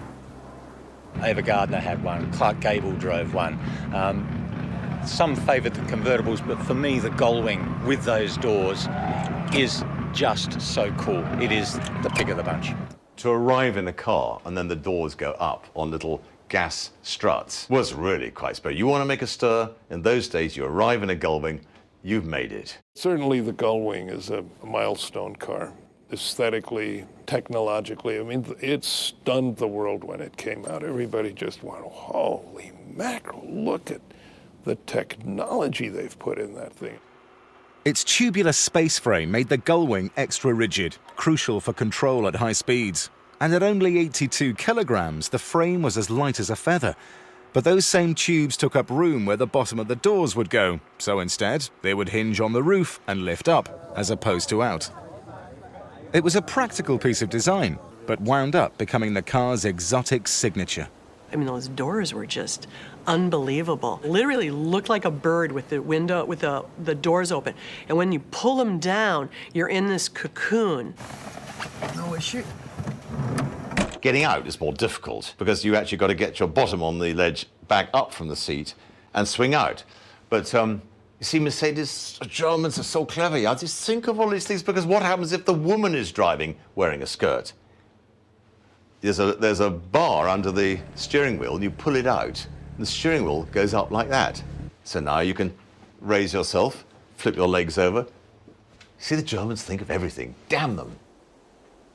Yet another innovation. This was the first production car in the world to use fuel injection. It was one of the most important high-tech advancements in the history of sports cars, and yet the concept of fuel injection is deceptively simple. With a carburetor, you've got pressure from the fuel tank via a pump, but it's low pressure. And when you put your foot on the accelerator, the fuel falls into the manifold like that, mixes with the air, explosive mix, and the car accelerates. That was fine for normal cars, but again, the Gullwing wanted to use race technology. With fuel injection, it's different, because the fuel is actually propelled at high pressure into each cylinder, mixed with the air, and it's the exact amount of fuel. So it's efficient, it is the most combustible fuel-air mix, so that you get the biggest explosion, and therefore the greatest amount of acceleration and no wastage. It's an engineering-driven car, not a styling-driven car, and the styling comes after the engineering. It's wrapping up the engineering. It's not that the styling's there not to sell, and the cars, of course, didn't need to sell many of these cars. They're a rarity, and they have a single purpose: driving hard and fast. While renowned the world over for its glamorous looks and technical achievements, it wasn't always the easiest car to drive. Driving it, it's a truck.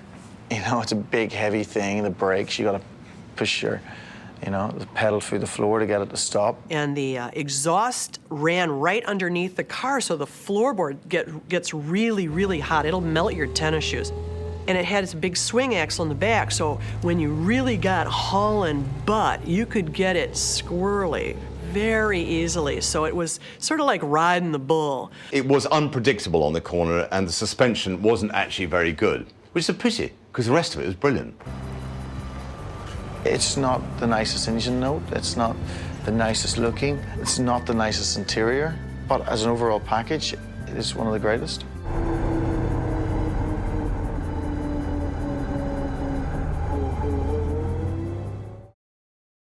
So far in our top 10 greatest ever sports cars, we've had the most outrageous, most glamorous and coolest cars of all time. What could top that? How about a car that literally brings the Formula One experience right to your front door? It's pretty hard to beat a car that can do everything. If you collect Ferraris, you have to have one of these.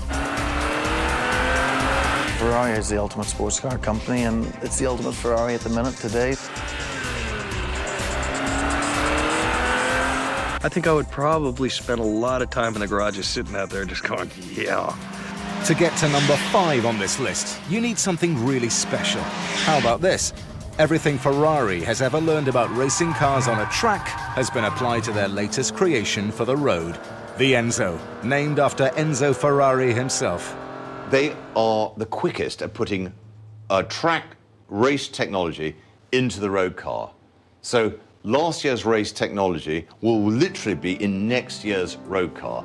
No company has a greater singleness of purpose than Ferrari. All of their cars are sports cars.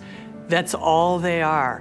There are 2 seats and a giant engine. They are only meant to do one thing, and that's drive hard and drive fast. Under the hood, a 6-litre V12 capable of 660 horsepower, double the Stingray. A top speed of 220 miles per hour is too scary for most drivers to contemplate. 0 to 60 in 1, 2, 3.6 seconds. For a street car, it's about as close as you can come to Formula One. Shifting gears with a flick of the fingers, just like in F1, the Enzo only needs 150 milliseconds between shifts to respond. Regular cast iron brakes would melt, stopping from high speeds. But the Enzo's carbon ceramic brakes can handle the high temperatures. That's because carbon ceramics don't conduct heat like metal does. 60 to 0 in 106 feet.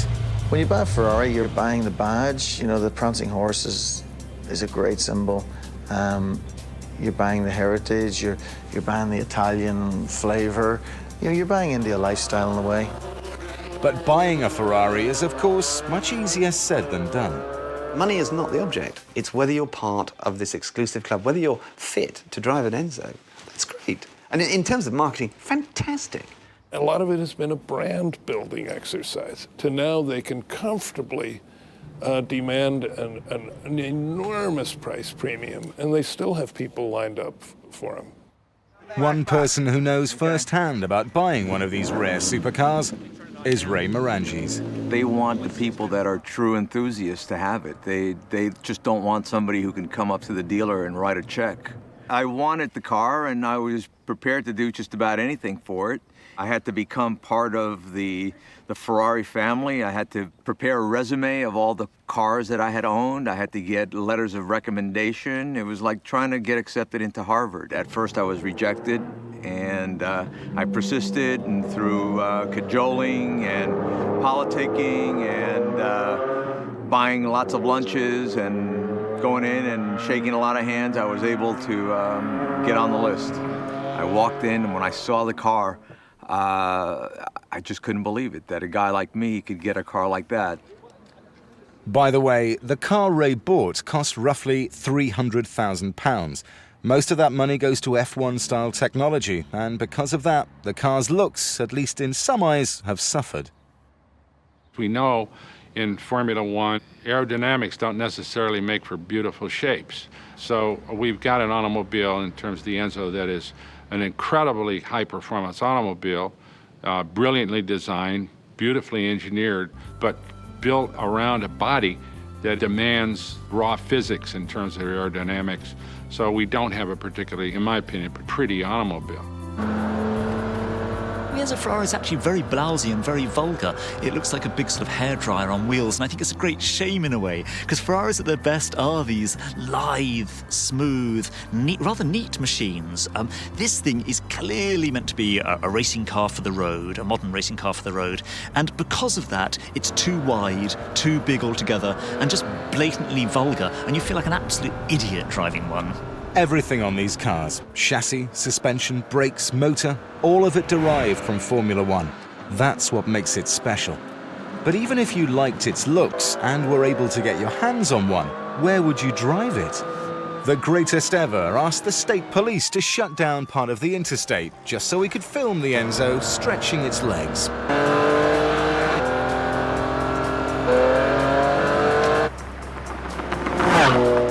And not one to miss an opportunity, Ray takes full advantage, pushing his Ferrari to nearly triple the speed limit. But where are you going to do that? Here in America, we're in the wrong place to own one. If you're pushing it on, you'll be over 100 miles an hour too often, and eventually someone will pull out, a dog will pull out, something will happen, and you'll slice it in half on a lamppost. So it doesn't really make a lot of sense. Rarely out of first on the track, this Ferrari will have to settle for fifth on our list. 1960s England. The nation is finally breaking out of its post-war austerity. A new generation of hipsters, mods and beatniks are turning heads all over London. At the centre of that swinging scene is a positively groovy sports car, unlike anything that has come before, the E-Type Jaguar. Here was a car that signalled, hey, Britain was at the centre of the hip-hop happening 60s, and the E-Type was part of that. The E-Type, to me, it is the most beautiful car in the world.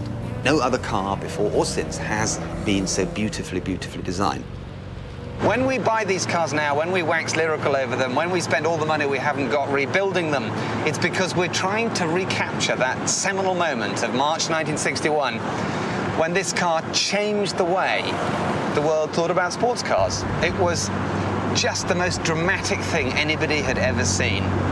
When the E-Type hit the world, It just was a collective gasp. I mean, this car was pure sex. We like to say that if birth control pills hadn't been invented, when the E-Type came out, they would have needed to invent them very quickly. The most phallic of all cars ever produced, the E-Type. It was, you know, it was a, what was they say, a horizontal expression of man's intention or something. The E-Type was one of the first production cars to do 150 miles per hour. It was a direct descendant of a long line of racing Jags that had dominated circuits in the 1950s. The reason why it was special was not only its design and its looks, it had the classic improved engine that was originally in the D-Type, that was a famous racing car, but also it was ridiculously cheap. And this was the democratization of the racing car. Anybody could buy one of these cars. Doesn't mean you didn't have any driving skill. You could just go in, pay your Jaguar dealer £2,000, and you were driving around lit by your own personal spotlight. Everywhere you went, there was a shaft of gold because you had an E-Type. The E-Type was famous for its unique beauty. Unfortunately, it also had a reputation for falling apart. In many ways, the E-Type was style over content. Rust proofing was not a very advanced science back in those days, and they just literally rust from the inside out. Go to start your car after a week, turn the ignition, the fuel pump wouldn't go tick, tick, tick, so you take a small hammer and just tap the fuel pump and it sort of startle it into life. A Jaguar always had a lot of mechanical problems, and back in those days, Lucas Electricals were the butt of many jokes, like, why do the British drink warm beer? Answer, because they have Lucas refrigerators. It was a good idea to be really close friends with your mechanic because you were going to see them a lot. You know, so you might as well put them on the Christmas card list. It overheated. There wasn't enough room for your feet. The brakes were heart-stoppingly bad. The headlights, you couldn't see at night. But that's what it's all about, as far as I'm concerned, with a sports car.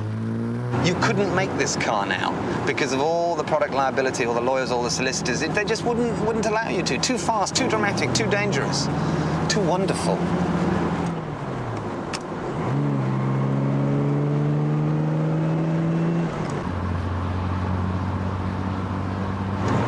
So we've overtaken everything on the road. We've touched 105 miles an hour.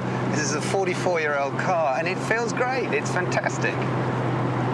It's still as captivating, still as exciting, still as sexy as it was in 1961. Now do you understand? The E-Type makes our list because it's quite possibly the best-looking car ever made. But the fact that it was moody and couldn't always be counted on to show up confines this supermodel to number 4.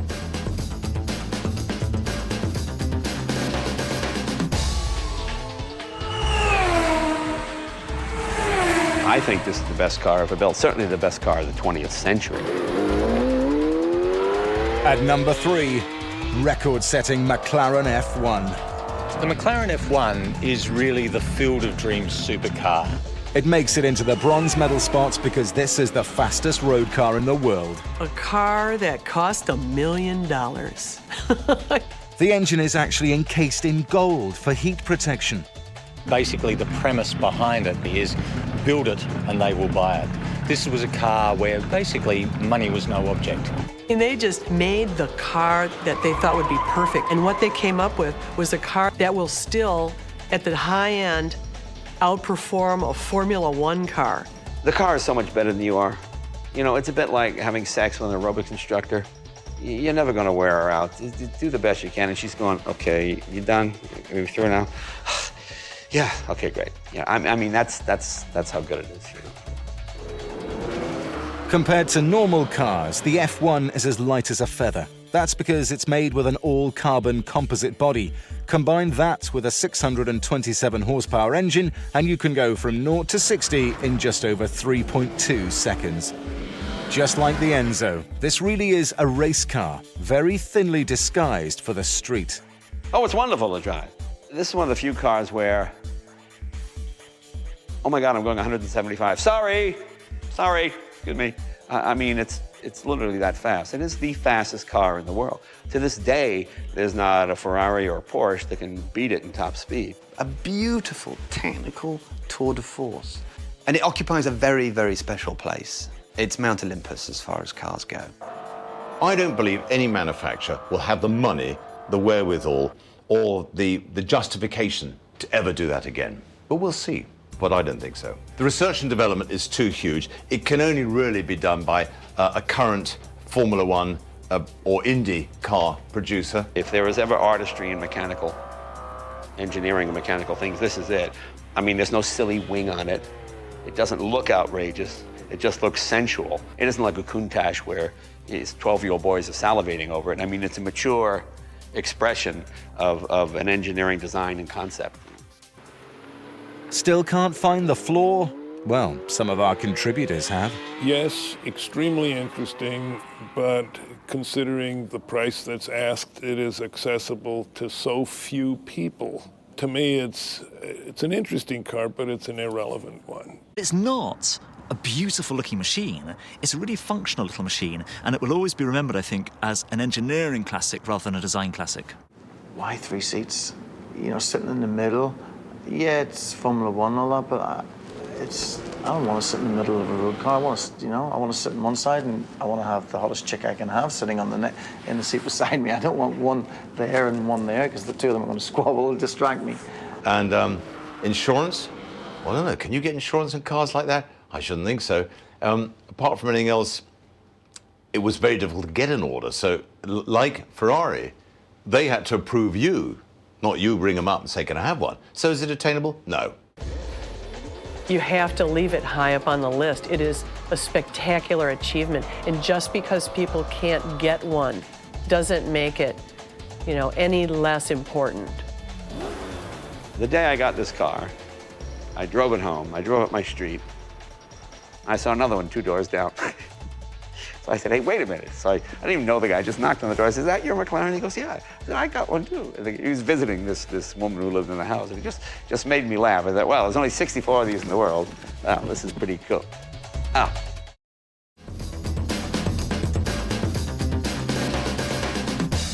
Next on our list, the sports car that literally saved the sports car business. Some of the sexiest names on the street, like Mercedes and BMW, owe a huge debt to the modest little Mazda Miata, the biggest selling 2-seat convertible of all time. I think the Miata is the most influential sports car of its time. It actually brought back the idea of having a personal sports car when we were lost. We had nothing. So cars today like BMW Z4, Mercedes SLK, all owe their existence to the success of the Mazda Miata. The Miata did for the sports car movement what the British sports cars did in the 50s and early 60s, in that it repopularized the concept of a 2-door, 2-passenger roadster. There is an example of a sports car that's not a high-performance car out of the box, but it's absolutely perfect. You are down to the ground. It's still under 2,500 pounds. The power-to-weight ratio is perfect. The balance is perfect. It's an absolute joy to drive. Because it was so light and evenly balanced front to back, the Miata handled superbly. It wasn't expensive. It handled brilliantly, was cheap to run, and it performed well. And lastly, and most irritatingly, Japanese again, it was reliable. When they tested prototypes, they went out over to Santa Barbara and they were literally being pursued by joggers, waving checkbooks and things like this. What is this car? We want to buy it. This is great. Not exactly the most macho of sports car, the Miata is known more for its social clubs than setting speed records. It takes a sluggish 7+ seconds to get from 0 to 60. I normally use it for going to the grocery store and back, so I don't usually go over 40 miles an hour. I know every woman has a dream of being able to get on a racetrack and go fast and beat the guys and prove that it's not just a man's sport, it can also be a woman's sport too. Greatest Ever set up a day at the track with a former race car driver to see if Judy could learn to transform her mild-mannered roadster into a genuine racer. Here we go. Okay, we're starting now. First, Judy's instructor puts her Miata through its paces, or at least gets it going over 40. One turn in.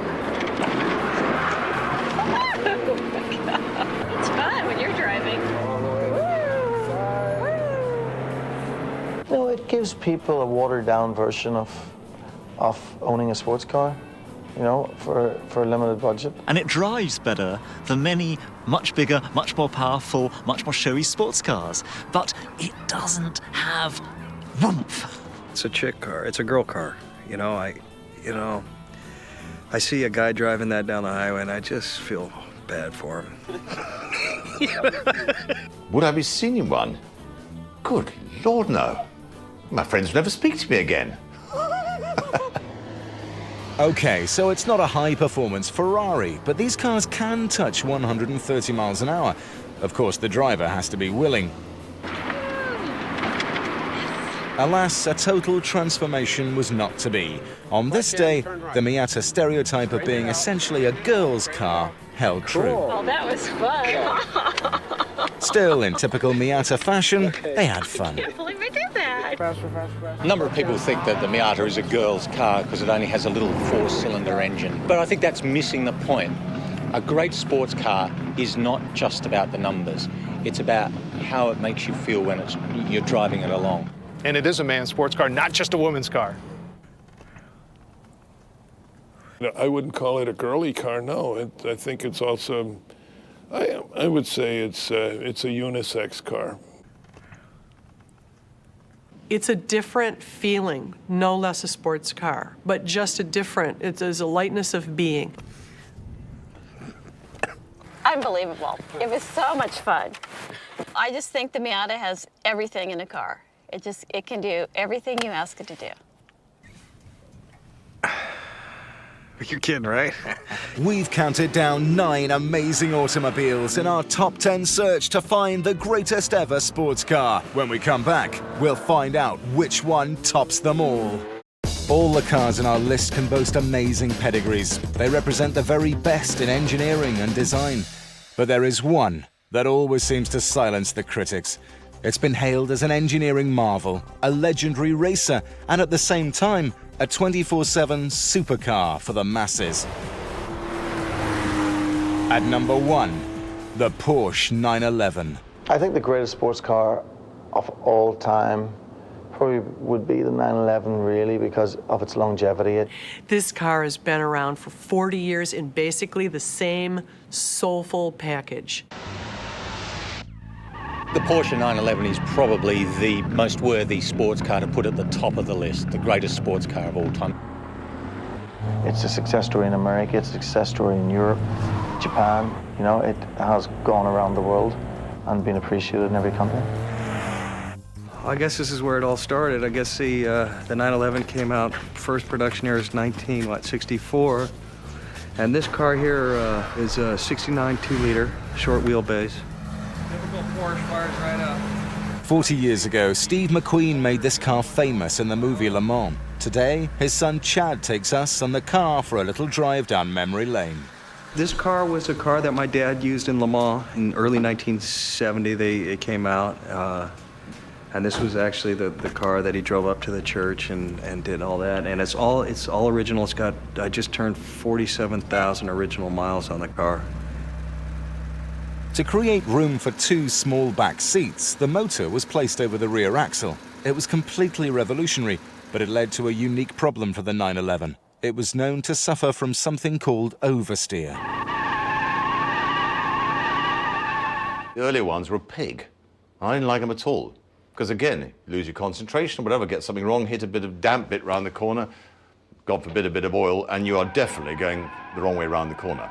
It was a car that was always slightly fundamentally flawed. It never really steered or went around corners as well as it should have done in the early days. The thing about the Porsche, they're tricky to drive fast, especially the vintage ones. The older ones, they're race cars. I mean, you've got a massive weight in the rear. Say you're going into a right-hand corner. You turn the car in, it's a pendulum effect. You go into a corner, and the car wants to rotate. It's the same thing as if, say, you throw a hammer. This is what I'm trying to explain. The head of the hammer is going to always want to hit the ground first because it's the heaviest. So the car does have a natural tendency to want to oversteer. I just love the sound of this motor. Puts a smile on my face. Since the early days, Porsche has worked extensively on controlling the car's tendency to slide. Over the years, the wheelbase is extended. Of course, wider rims and tire setup. They would push the motor a little further in front of the axle, get a better balance. All they've done is taken that essence of the car with the, more than 50% of the weight in the back, and its beautiful, just organic shape, and made it a little better and a little better. And sometimes they tweak it a little too far. The next year they come back a little, back a little. It's just a great car. The 911 was also the first production car to have a turbocharged engine. Recycled air from the exhaust is forced back into the cylinders under pressure, where it mixes with the fuel to create a hotter, more explosive reaction. To understand turbocharging, think of what happens to a fire when a big wind comes along. Or if you happen to be near a garage, how about a simple air hose and a gently smoldering cigar? What we're about to do here is basically a real simple version of how a turbocharger works. What we have here is a fuel, and then we have our compressed air. So when you step on the accelerator, say this is your recycled gases, compressed, here's your fuel, and Super hot. that's a turbo. Throughout its history, the 911 has been a peerless innovator. At the same time, the car never lost its original spirit. It's just a natural evolution,